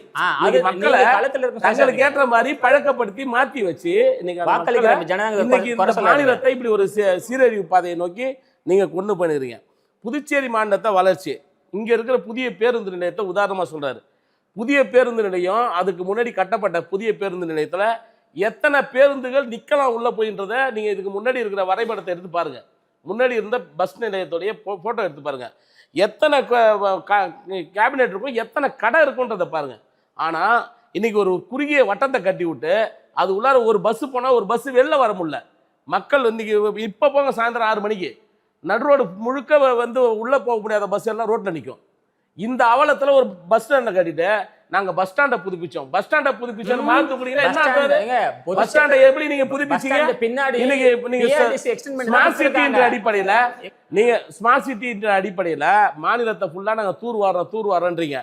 உங்களால அட்லீஸ்ட் இந்த காந்தி வீதி நேரு வீதி இதுல அதை முறைப்படுத்தி தர முடியுதா இது வரைக்கும் மக்களுக்கு? நீங்க அந்த அந்த வீதியை முறைப்படுத்தி தந்துருக்கீங்களா? இன்னைக்கு எத்தனை பகுதியுடைய தார் சாலையை வந்து நீங்க முறைப்படுத்தி கொடுத்தீங்க? இந்த ஆட்சியில அதிகாரத்தில் பிறகு 5000 பேரை வந்து வேலைக்கு வச்சுன்னு சொன்னா குறிப்பெடுத்து பேசல. அதனால நான் நினைவு தான் சொல்றேன். 5000 வேலைக்கு வச்சு நான் சொல்றாரு. ஒவ்வொரு துறையிலும் அந்த தேர்வு நடந்து முடிஞ்ச உடனே இங்க இருக்கக்கூடிய பல்வேறு இளைஞர்கள் ஏமாற்றப்பட்டு நீதிமன்றங்களை போய் வழக்கு தொடுக்கிறான். முறையான தகுதி தேர்வு நடத்தப்படல. இது சம்பந்தமாக பல்வேறு முகப்புக அரசாங்கம் என்ஆர் காங்கிரஸ் பிஜேபி அமைச்சர்கள் நேரில் சந்திச்சு புகார் கொடுத்திருக்கிறோம். ஆனா அந்த தேர்வு கட்டுப்பாட்டு குழு மீது ஒரு சின்ன விசாரணையோ நடவடிக்கை இதுவரைக்கும் இல்ல. எல்லா தேர்வுகள்லையும் நடந்து முடிந்த அனைத்து அரசு பணி நியமன தேர்வுகள்லையும் முறைகேடு நடந்திருக்கு. தவறு நடந்திருக்கு. நீங்க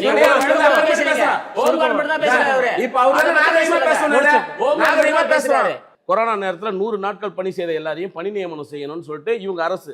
ஆனா இங்க அந்த 256 பேர் ரோட்ல நிக்கிறாங்க, இன்னைய வரைக்கும் போராடுகிறாங்க. NRHM ஊழியர்கள் இன்னைய வரைக்கும் வீதியில நின்று போராடுகிறான். ரொட்டிப்பால் ஊழியர் 10,600 பேர் கொள்ளைப்புறமாக பணியமர்த்தப்பட்டார்கள் சொல்லிட்டு வேலையை விட்டு நீக்கணும்னு சொல்லிட்டு இன்னைக்கு நீதிமன்றம் ஆணை கொடுத்துருக்கு. இன்னைக்கு அவன் எல்லாம் நாளைக்கு வீதியில் நிற்பான்ற அச்சம் புதுச்சேரி மாநிலத்தில் இருக்கு. இன்னைக்கு நேரடியாக நீங்க நியமனம் செய்த 5000 ஊழியர்கள்னு சொல்றீங்களா? 5000 ஊழியர்களுக்கான தேர்வுகளில் முறையான தேர்வு நடத்தப்படல. இது சம்பந்தமாக நாங்கள் பல முறை குற்றச்சாட்டு சொல்லியும் இந்த அரசாங்கம் கவனிக்கல. இது எப்படி ஒரு வளர்ச்சியான அரசாங்கமா இருக்கும்? எங்களை பொறுத்த வரைக்கும் என்ஆர் காங்கிரஸ் சரி காங்கிரஸ் சரி வச்சு செஞ்சிட்டீங்க. இதுக்கப்புறமேட்டு நாங்க மக்களை வாழ வைக்கணும், அவ்வளவுதான். கண்டிப்பா வாழ வைக்கிற மாதிரி நான் சொல்றேன் சார். கண்டிப்பா மக்கள் விரைவில் ஒரு புதிய அரசியல் கட்சியோட மாணவர் கூட்டமைப்பு களத்துல நின்று மக்களுக்கான களமாக போராடல வாழ வைப்போம். அது எல்ஜேகே ஆதரவு தெரிவிக்கும். நிகழ்ச்சியில் கலந்து கொண்டு கருத்துக்களை தெரிவித்த சிறப்பு விருந்தினர்கள் அனைவருக்கும் நன்றி. மீண்டும் மற்றும் ஒரு நிகழ்ச்சியில் சந்திக்கலாம். நன்றி, வணக்கம்.